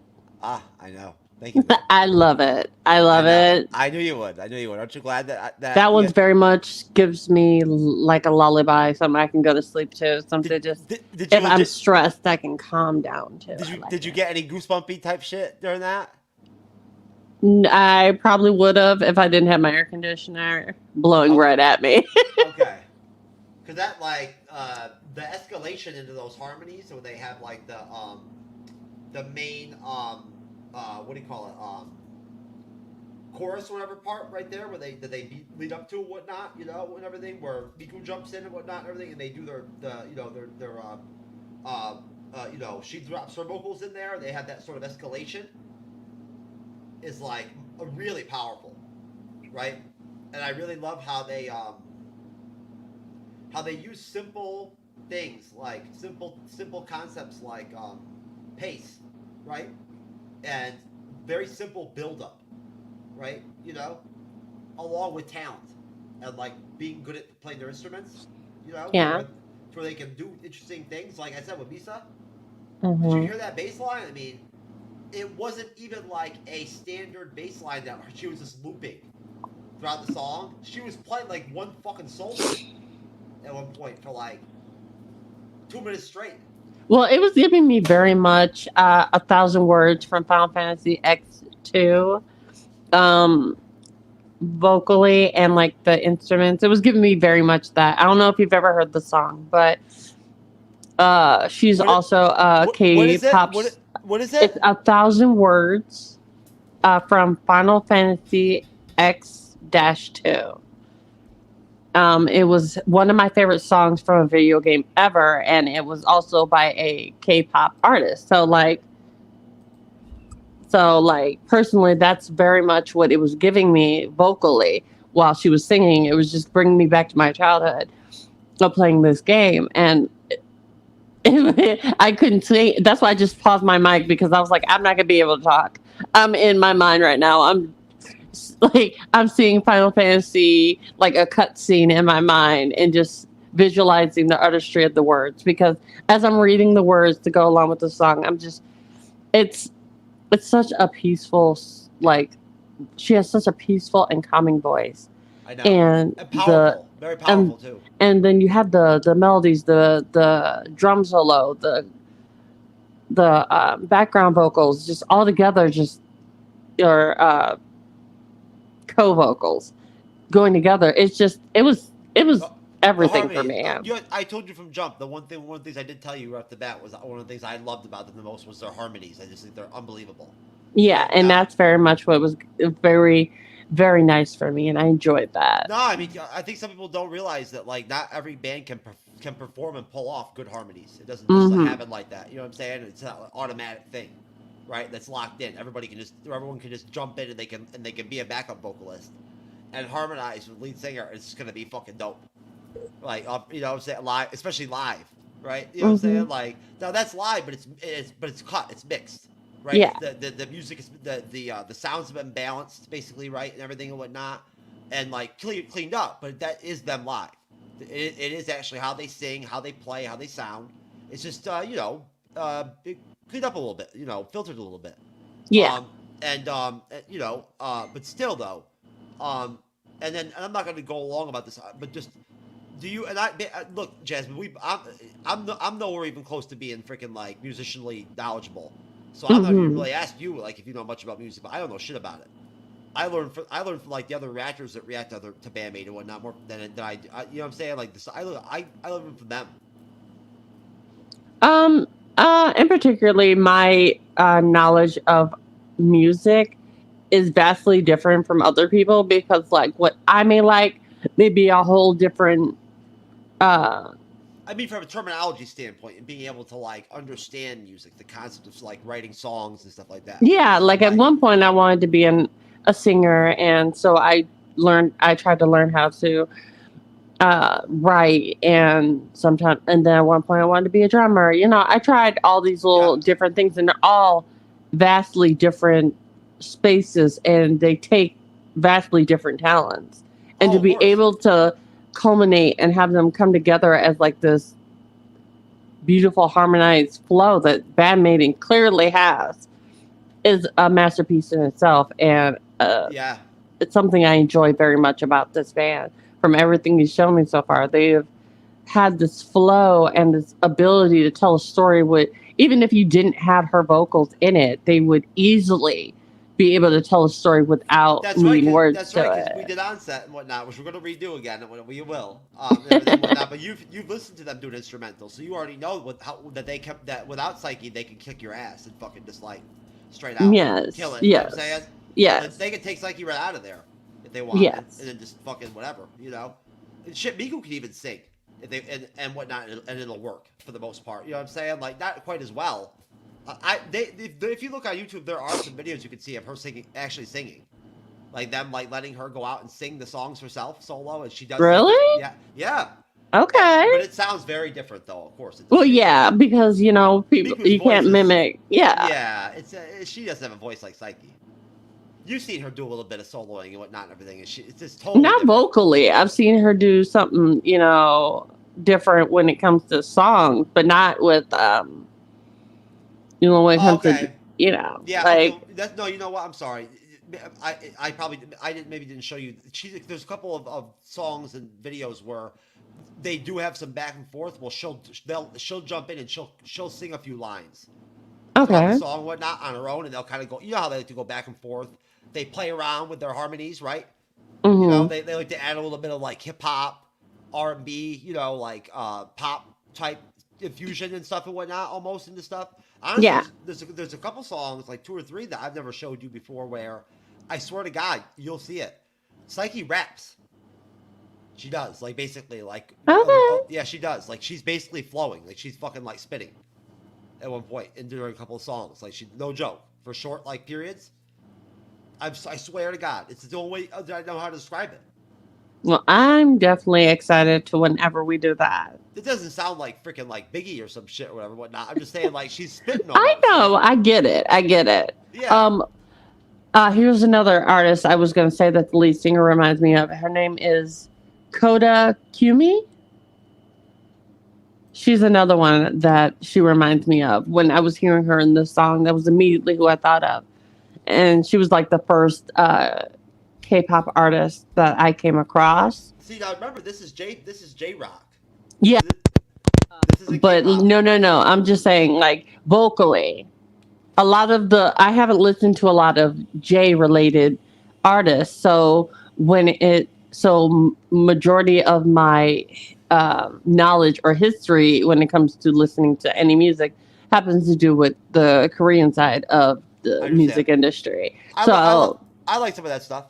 So that's why I'm saying, for me, her vocal standing, the way she sung this song, literally made me think of Kota Kumi. And so I was like, oh my god, like that's so cute. I'll look it up. I love the shot. I like the screen and whatnot, and what we end up with once the video goes down and whatnot. Uh-huh. I love the split screen look and whatnot. When it's just the two of us on here and whatnot and everything. It's a really good shot of us. You know what I'm saying? Like as far as like the spatiality of like where we are physically and whatnot, and our faces and whatnot, and everything, the distance, and then in terms of like where we fit in the square. You understand what I'm saying? It's very well balanced, right? So I really like this. It's actually really good. I'm sorry I'm geeking out over like StreamYard shit here, folks. I can't help myself. I like this kind of stuff. I'm boring like that. But anyways, no, Jazz. That's really great. I mean, hey, look, I love listening to you talk about Band-Maid and whatnot, and give them compliments and shit and everything and whatnot. It makes me feel good and like validated, right? You know what I'm saying? To see people that I know and whatnot and everything, and like, and they're my friends and whatnot, and I enjoy them and talking to them and whatnot, and recording with them and like living with them and shit. And of course, those are the people that I want to like the shit I like. Come on now, you know what I'm saying? Like, it's kind of like common sense, right? Like, I don't want you to not like my favorite band. Well, yeah. You know? I don't want you to fake it. You know, be like, oh, yeah. Well, one of these days I got to get your reaction to Kota Kumi, because I think you'd love her. What do you think? Come on, and all you gotta do is ask too. It's not like you don't know. I'll just be like, fucking. If I'm not like sleeping or whatever, whatnot, or like not incapable of fucking doing it, you damn well I'll sit down and fucking do the reaction with you. Yeah, I definitely would love for you to listen to her. I think you enjoy her too. I mean, it's a different genre or scope itself. We should do it then, because you know what? You can put it on the Bleeding Edge. You can actually put it underneath the Bleeding Edge umbrella. We'll just make your own. Okay. We'll make a playlist and everything and whatnot, and we'll title it. We can figure out a title for it, whatnot, and everything, right? We'll add do something to it to make it Bleeding Edge-ish, right? And it'll be like your own little space, right? Okay. And you I just thought about it. I'm again off the cuff. You know how I am. Like, you know, it's neat. It'd be cool. I think it would be a nice thing that you could have to kind of just, you know, add more value to like the team, you know what I'm saying, and to like the channel and whatnot and everything, right? And having more content, as long as my lazy ass and like procrastinating ass can actually get it up and make it fucking on, put it on, like, is good for us, right? I mean, you know, like, it makes people like out there that watch these videos and whatnot, and like you people, folks on Rumble and Twitter live that are actually fucking more. We have more people on Twitter live watching us on YouTube right now. That's sad. Twitter live? They have a live now? I don't know what the hell to call them. They go by Twitter Live and Periscope still. Oh, okay. I swear, in some areas you'll go and they'll still be called Periscope. Then other times they go by Twitter Live. I don't know what the fuck they are. I have no clue. I really don't. I don't know why they're using two different brands or whatever and whatnot. I don't even get it, to be honest with you. But that's really sad though, folks. People on YouTube, you need to like get with it, man. You know what I'm saying? Like, seriously, why are we killing it on Rumble and shit and whatnot and not on here? What, like, is it because of our popularity in Canada? Anyways, I'm just kidding, folks. We appreciate the support we get and whatnot and everything, and it's a big compliment that like we get hella views and shit and likes and shit and whatnot on our videos after our lives and whatnot and everything. It shows that like you like us and you like what we do and whatnot and everything, and it's very wonderful. And we hit 20,000 subscribers, Jazz. Did you see? Hey. We never would have got there without you. So, aww. Right? There you go. That's a big fucking mark. Just let it soak in for a minute. You know what I'm saying? Like, you know, hey, love you guys. You contribute very heavily in that. You know what I'm saying? And it's a big mark. You gotta like, you take a minute and sit down for a second. You know, just a second to take into consideration. I'm amazed. That's all I have to say. A lot of fucking people have fucking come on this platform and whatnot and fucking tried to come out here and whatnot and do some shit, and like they've never even come close to hitting 20,000 subscribers, right? They just give up. Well, when you're bleeding edge style, baby, you don't fucking give up. You hit that shit twice. You feel me? That's how we do it, right? We don't play around. You got your game and shit when you're bleeding edge style, baby. We throw down, right? So, when I like interview people and whatnot to come on the team and guests and shit and whatnot, I like my questions are like, if you were to do a threesome with the female members of the X-Men, would you want to have Jubilee watch or not watch? Or would you find She's that underage, so not watch. well, I mean, you know, it's a question. She is underage, so no. It'd be like education for her. Ew. No. Amber alerts. It's a joke. She's a goddamn fictional. She's a fucking fictional character. Come She is on. still underage. I'm not my touching that with a God. 10-foot pole. Oh, stop Ew. it. You know Ew. that. Come on, it's a stupid joke. Ew. But that, folks. Just to be honest, that is part of the formal process you have to go through. You know, like to be a part of the team and the bleeding edge, you've got to like handle tough questions like that. Like if you did a threesome with Cyclops, or you could either have Jean Grey, Storm, right, or Rogue, or Cyclops, or Kitty Pryde, right, or what's her name, with the white dress, Emma Frost. Emma Frost. Oh God, she's smoking hot, man.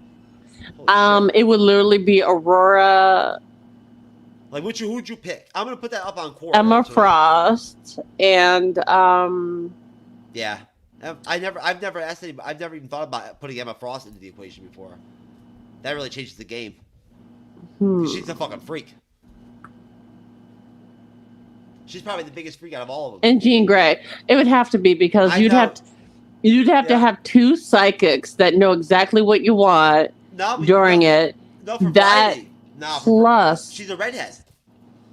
plus having Storm there, you would never be too hot. I'm living for it. You imagine the things you could do with Ice Cube. Listen, I'm telling you right now. Listen, if you took a dude and that has like watched the animated series or whatnot, right? Or like that's gonna be coming out again hopefully at the end of this year. We're gonna get the 97 or whatnot. I hope they do give us that still. We'll see, right? I don't know if that's been pushed back too or whatever. We'll see. The last time I checked, this shit changes every day. So like the last time I checked, it was still on to come out like the end of the year. They were gonna drop the first couple episodes of like the first season or whatever season they're gonna call it. Whatever, I don't know how they're gonna handle it, right?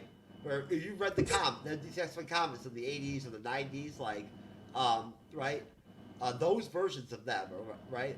I'm sorry, but if you take a dude and you put him in a chair and you force him to have to pick between fucking all those women, or not, right? And for threesome and shit, whatnot, Their head would explode. you want to see a dude sweat? Like, His head would explode. He would not be able That to. shit would fuck a dude up. Like, it would cause like straight neutrality, right? I would be fucked up by that shit. Not me. I'd be like, I'm on a menage a trois. I know, right? I'd be like, how can we work out something economically, maybe, or something like that? That's like respectful and whatnot, and everything, but like somehow, makes things. Forget respectful. I would like them to disrespect me. I'd be like, I'm sure we can work something out. You know what I mean? Please, I want them to disrespect me. I want to walk out of there like I don't know what happened to me. I want my hair to be all messed up. And shit, whatnot, so I've got to like actually do some shit like that. Like I've got to like fucking trade or something. You know what I'm saying and whatnot. Oh, it would be transactional or some shit or whatever, right? For me to fucking like me this shit, to have all 6 of them or whatever, right? Which I couldn't even handle anyway. oh please! All you gotta do is lay there. They'll do the work. I could not even handle all of them anyway. Let them do the work. I mean, hello. I could not. Telekinesis? No, from both of them? Regular Oh. chicks and whatnot, like regular chicks that I get together with whatnot and everything, maybe I could do it. But like those chicks, fuck. Just tell her never to turn into a diamond during the chafing. But there would have to be a contract worked out where like I would get to be able to individually get together with each individual one. No. At the same time. There is no contract. No, so we can develop a rapport to make sure that No like, rapport. No rapport. Right then, right there. That we get the most out of the group play, right? You know what I'm talking about, Jazzy. No. You said right then and right there. You would know all that? Okay. That's not what you said. You know as well as I do that stuff like that is a part of the game. So I've Oh, done please, it. I've not done it me. before. I've done it Wreck before. me. It does. It actually does help. It does. It may, but me, I'd just be like, handcuff me to the bed and go for it. Why? I mean, the only reason I've ever done it before, whatnot, and everything, is really to just fuck the chick. It wasn't because I wanted rapport or whatever, whatnot, everything, all that shit. It was like, you know what? I had a young ass girlfriend and shit, whatnot. So I was like, yo, I think it'll help this out, whatnot. When we do threesomes, if I like check her out first, right? I mean, So I would literally gladly die at the hands of Rogue. Let's be honest. She is so fine. Hey, The 90s, the gym version. I can't remember his last name right now. Rogue basically would be any threesome I would do, no matter what. Rogue would be the only one that would be like there, no matter what. And I just found out that she was originally supposed to be based off of Grace Jones. The artist came out and said that.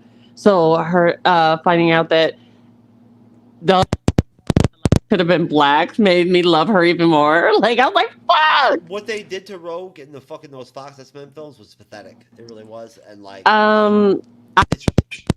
it wasn't even a part. She shows up for a cameo in the original script. So I don't even know why she was a bigger part in the film. But I also feel like it was so like... It was so bad that like literally when they came back... It's not even just that. They did Storm bad too. No, let's be honest. But no, seriously But though, she did. But Rogue got the brunt of it because she was... They didn't even use the character.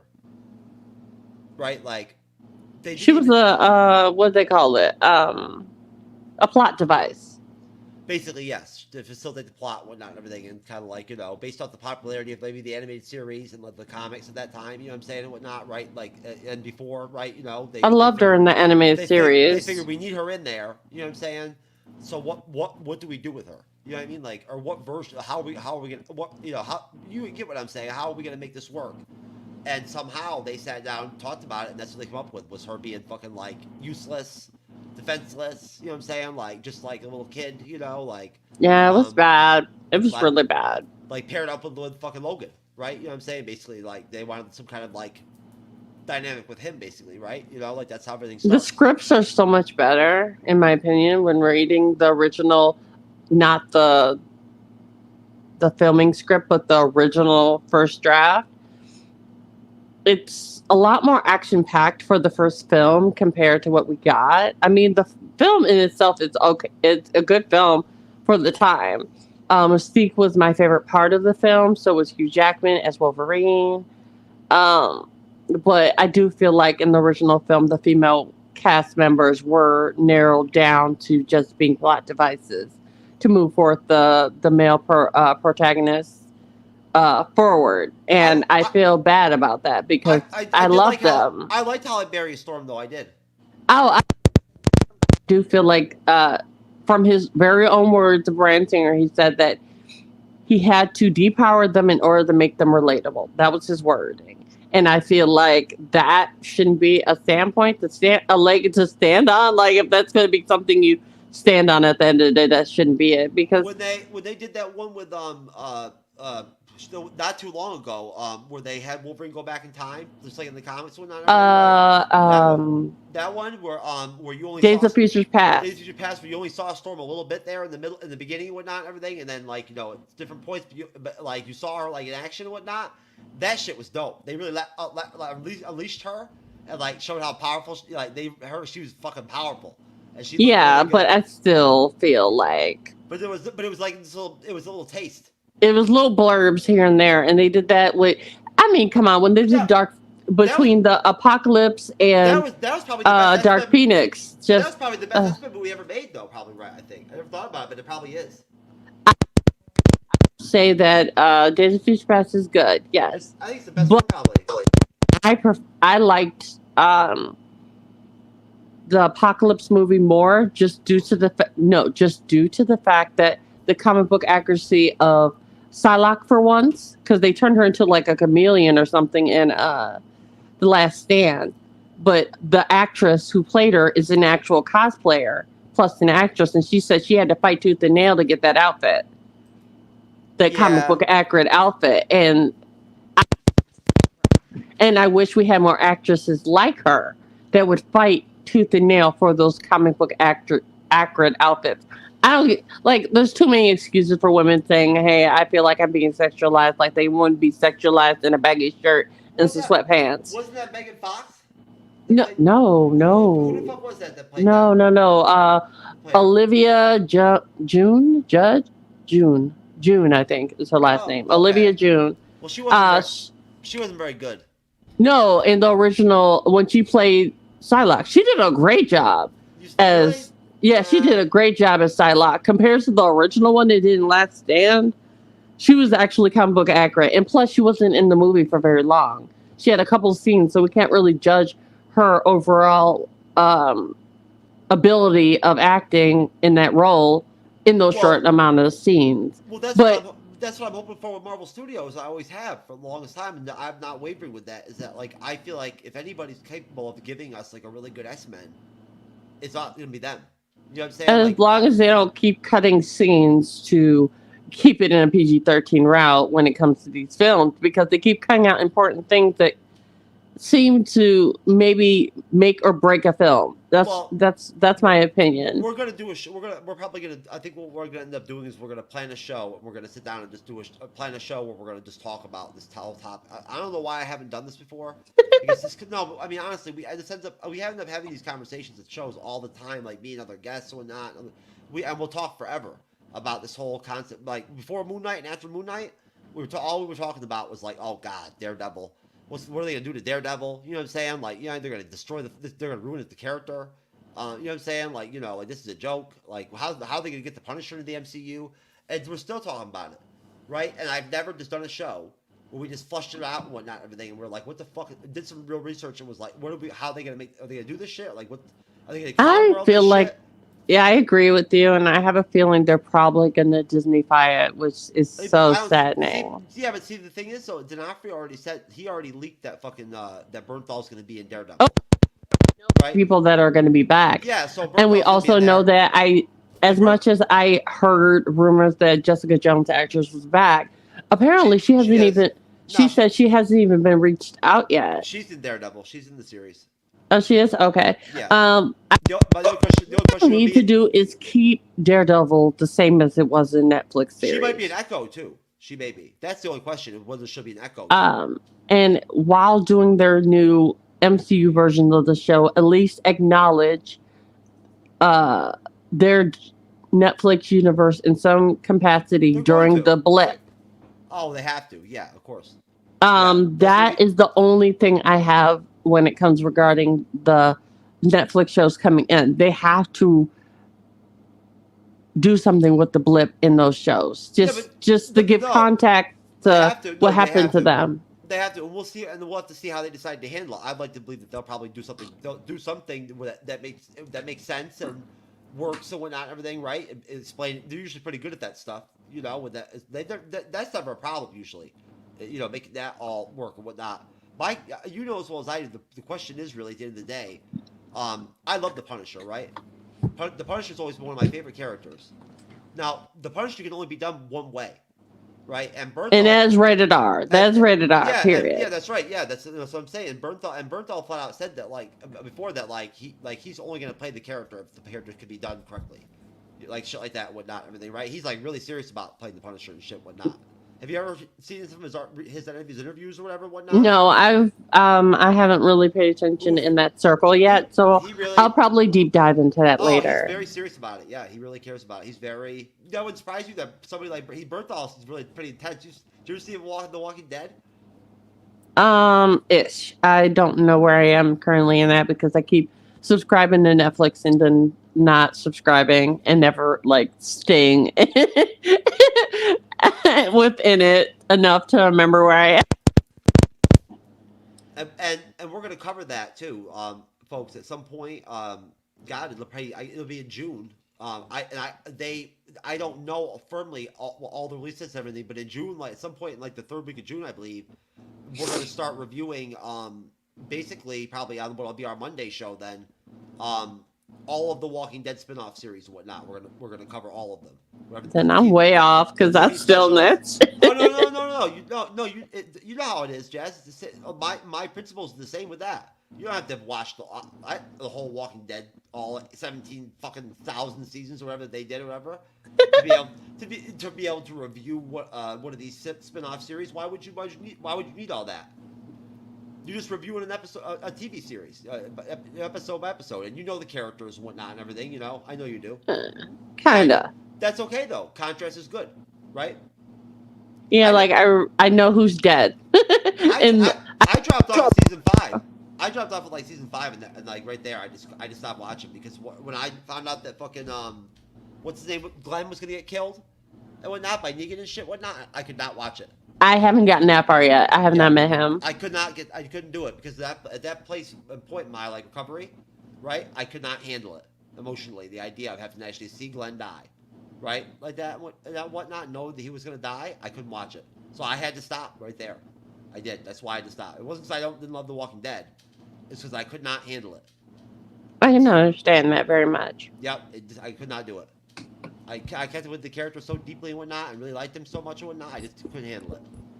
It was too much. I was like, you know what? Nope. Yeah, I wasn't like upset or anything and whatnot. I was like, I just can't handle it. I can't do it. So you know what I'm saying? Like at the same time, like it almost like it diminished for me the show because I was like, you're taking away something so integral to it. But whatever. We'll be covering it. Jasmine will cover as much of it as she wants to cover because that's like how she handles it. You know, I'm just hey, miss me, okay? No, I like making you miss me. I'm like, shut up.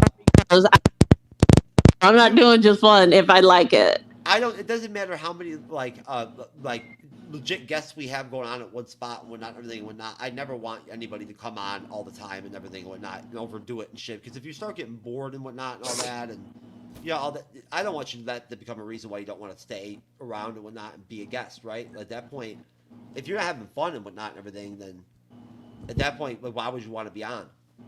Yeah, true. I don't want you to come on if you can't have fun. Or unless we're talking about something serious, right? You know what I'm saying? Then at that point, maybe you won't have fun, but like that's okay, right? And that we do that sometimes. I just don't do a good enough job of like making short form content and like just editing out parts of our shows where we actually show like actual legitimate discussions and whatnot, when we actually talk seriously and whatnot, and like our reputation is one of like basically we're really raunchy and like really fucking graphic. Right, and like that's who we are. You know what I'm saying? Like we're a place that, like, if we guest at other shows, and whatnot, right? Like some of them are afraid to like have people from us come on. Like, did you understand that, Jess, when you like decided to become a part of this whole deal? That's how it is. I mean, I have a dirty sense of humor, so it doesn't bother me. Did you grasp that though, like from jump, like that's part of the deal? I did not at first. It's something you grow into.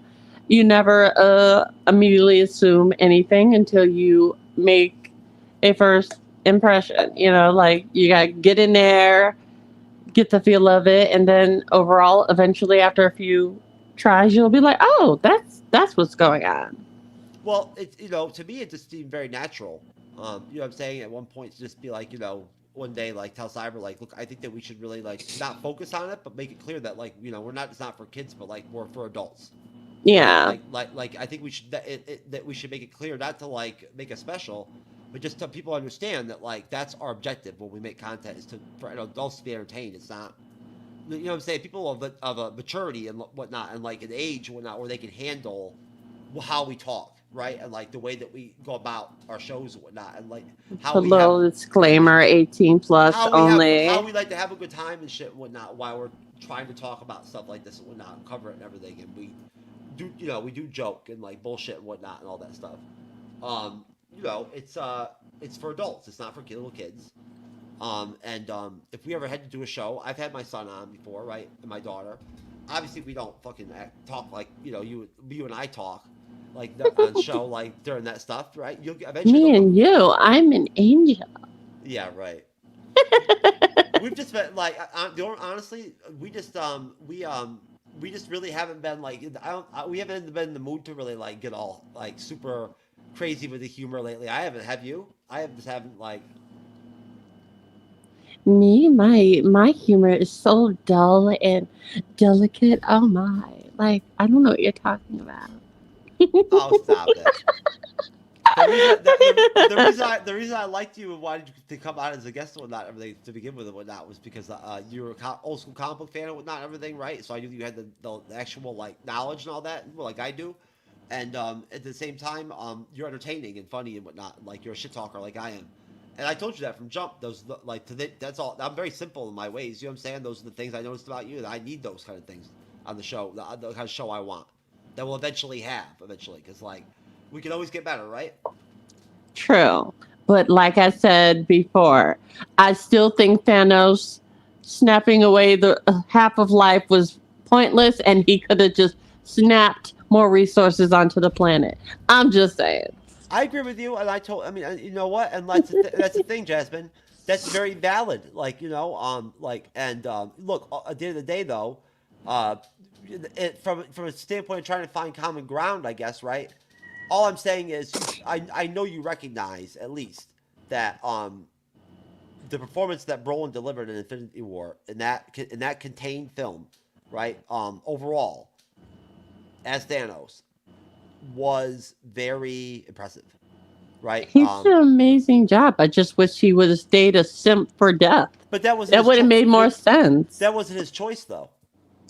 Well, and of course, Marvel keeps constantly changing stuff from the comics because they think it'll fit better. I mean, it didn't. It did not fit better. It just made him look dumb. Well, that's the thing. That's what I'm saying. Though, take that away. Though, like, think about the fact that he was just playing. He was playing the role in the context that they were giving him to work. Oh no, I think he did an amazing job. That's not my issue. I just think Thanos himself was an idiot.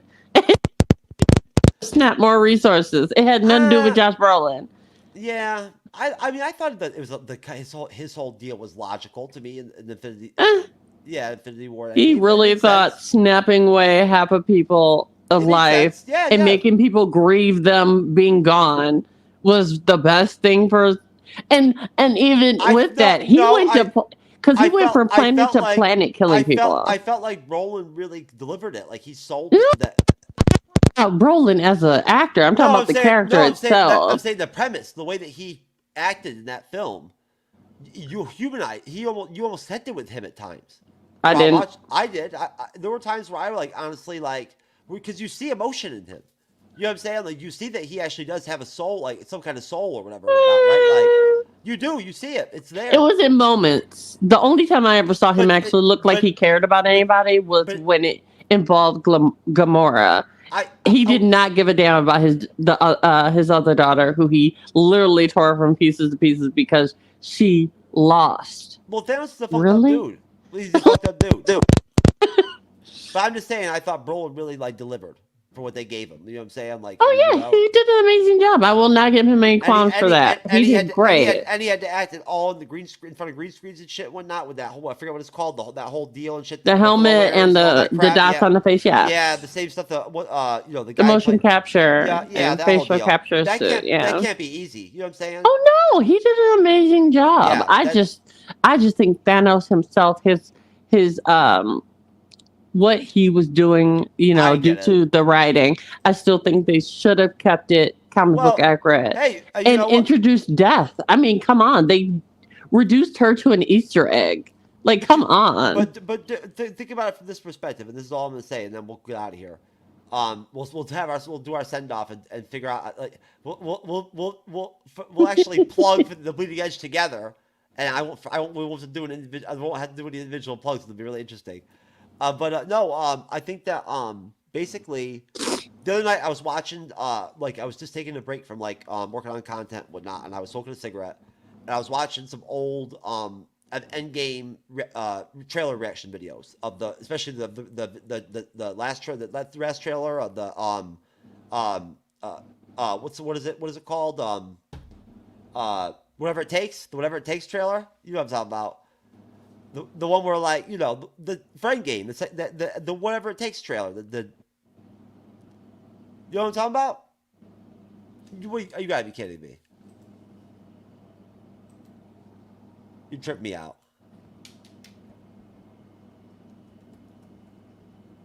Well, you know what? I can't think of a better way to end the damn show anyway.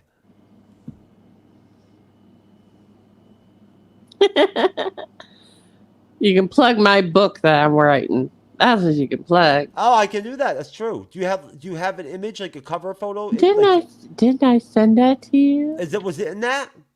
Was it? Here, hold on. Hold on. I'll send you it again. Okay, thank you.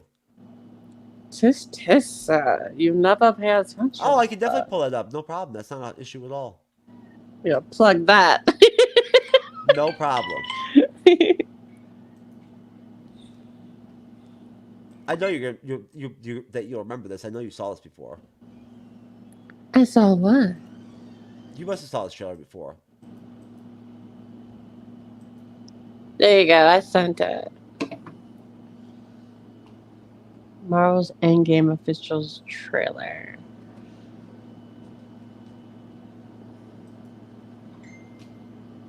Do do do do do do. Uh-oh. I do the echo. God, seems like 1,000 years ago. Out I cancellation. fought my way out of that cave. Became Iron Man. Realized Oh, I no, loved it's you. off. I know I said no more surprises, but I was really hoping to pull off one last one. The world has changed. Ah, so nostalgic. Nothing else can go back. So haunting. All we can do is our best. And sometimes the best that we can do Ah. is to start over.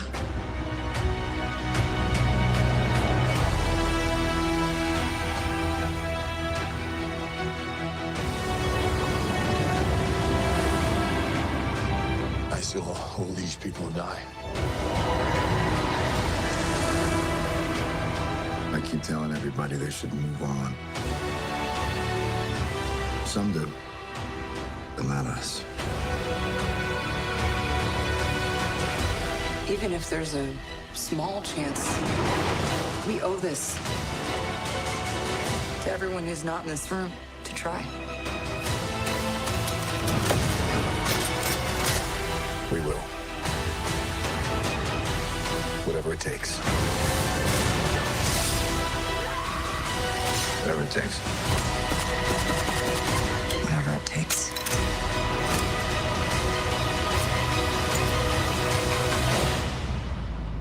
Whatever it takes.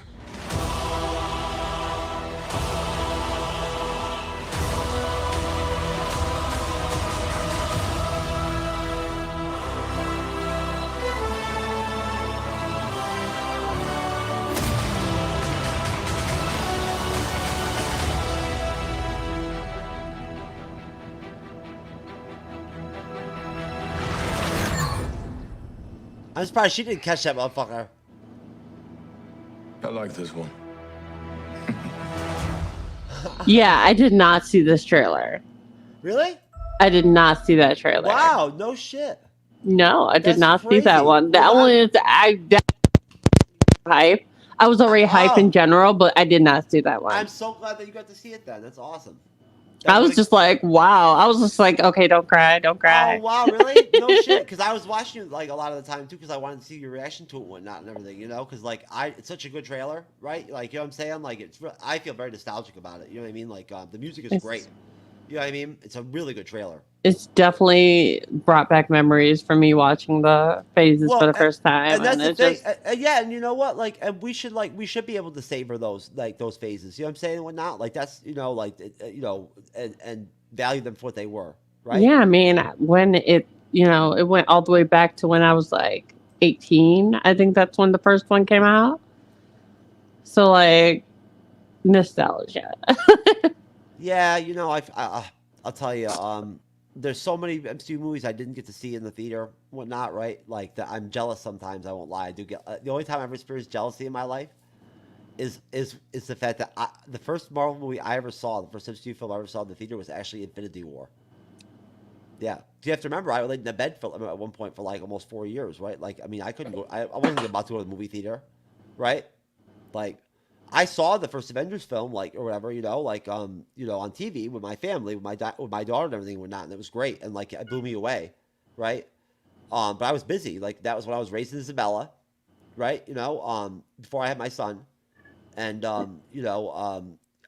worked like fucking 55, 60 hours a week every week, like every weekend, and that was my life. I have no words. I didn't have time. I mean, Envious, like, ooh, like wow, that is insane. Hold on. What, that I didn't see that's all I saw? Yeah, like that's insane. Why do you think I feel jealous?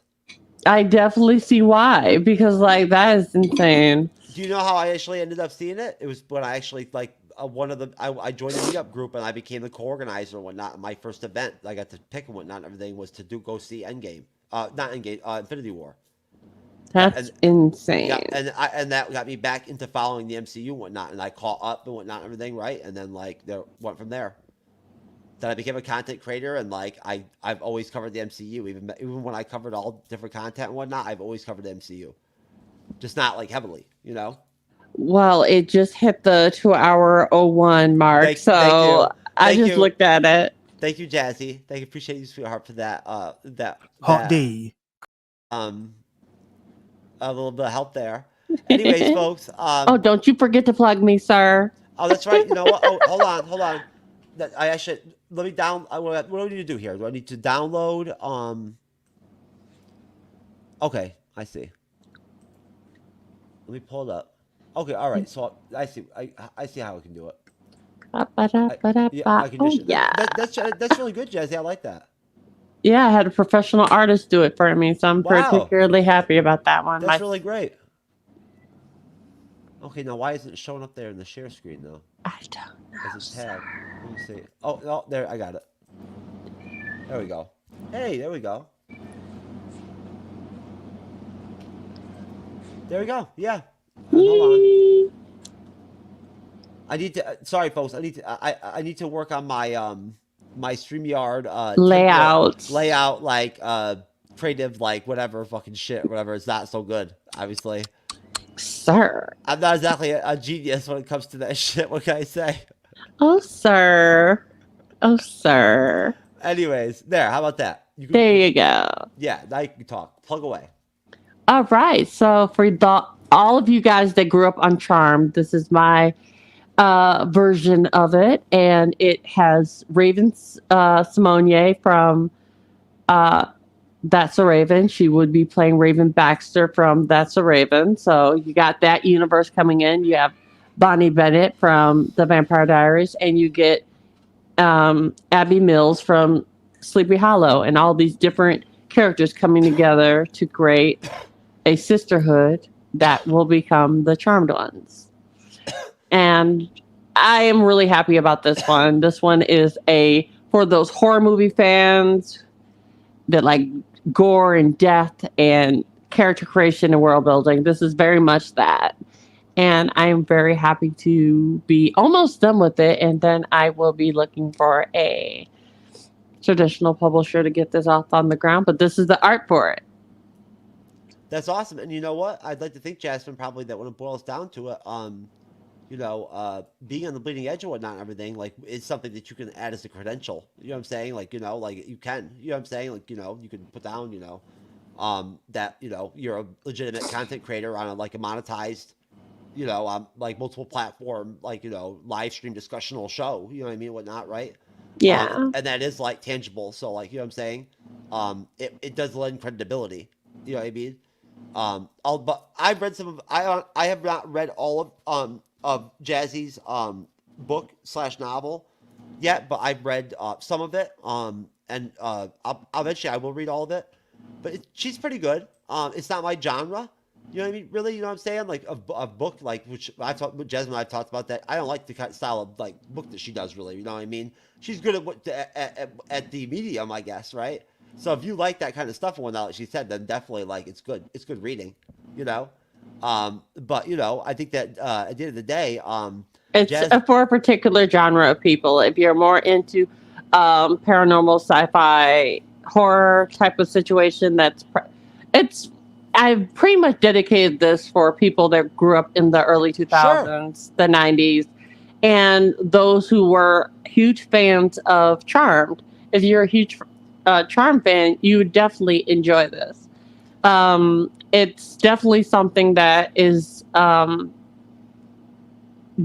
definitely a nod to horror fans, and that's what I love about it. And I like Charm too, just to be clear. I don't know if I ever told you that or whatnot, but I did like Charm. I used to watch all the reruns and whatnot on TNT and shit years ago and whatnot. I did. So once you further get into it, it's very much a Charmed novel, but it's three different people from three different backgrounds coming together, and that's what makes it interesting. No, yeah, the show was good too. I enjoyed it. It really was. I'll tell you, I love. Sometime you and I will talk, Jazz, about. I've always wanted to do some '90s like shows and whatnot, and like have some shows where we just talk about like the '90s, like like some, '90s focused like content and whatnot and all that shit. I love the '90s, but no, folks, listen. So basically, I guess next Sunday. What's the date today? 5/7. So 5/14 next Sunday. Jazz and I will be back at the same time, same bat time at 7 p.m. Eastern, 4 p.m. Pacific, and we'll be launching off what I believe will probably be three part, like a 3 Sunday, like sort of like a series where we're going to break down and we're going to essentially recap and sort of I guess sort of look back and evaluate the season 3 of The Mandalorian and just kind of discuss it and whatnot, large scale and make sure that we get multiple people on the shows and whatnot so that we have different opinions and whatnot and all that, right? We'll see how me and Jazz do with it. I'm looking forward to it. I think it'll probably go down pretty well. It'll be some good content. There'll be some good shows. There'll be a chance for us to actually be all serious and whatnot and all that for a minute. And that's cool, right? We can see if me and Jazz actually pull it off or not. I'm just joking, whatever. Anyways, but God bless all of you. We love you. We love the MCU fandom. We love all the fandoms. And me and Jazzy will talk about our title. I can tell Shannon doesn't like it, so you already can tell too. Obviously, I will talk to her about it. I don't want her to beat my ass or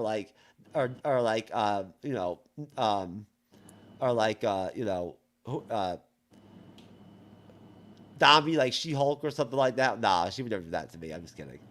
But no, we love all of you, whatnot, and everything. Go see Guardians Volume 3. It's really good. Like, Jazz is gonna go see it on Monday. Come visit us and come check out and see our review on Wednesday. This week upcoming, whatnot. What is that? It'll be the 10th. It'll be a good review, I promise. We'll probably end up having like 4 or 5 people on the panel. It'll be a good show. I'm looking forward to it. You're gonna have a really good time, Jazz. I can't wait. Well, whatever time it is and whatnot, or day, or whether it's morning or evening or afternoon, when you catch this video, we'll see you next time. Jasmine, peace.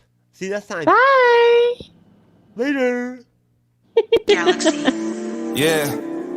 Someone at the door, John, now I'm here to stay. Tell me who the fuck gonna face the music. More brick laying, less screen time. Been cutting back on the daily usage. Long road for the road dogs, for the weird miles from a soapbox. Got BKTs on this bitch, so everybody getting rolled on, yeah. Yeah, everybody getting rolled on. Check all this credits on BMI. I'm just too kind to expose y'all. And I see a team with the ghost sign and question if y'all ever wrote songs. All enemy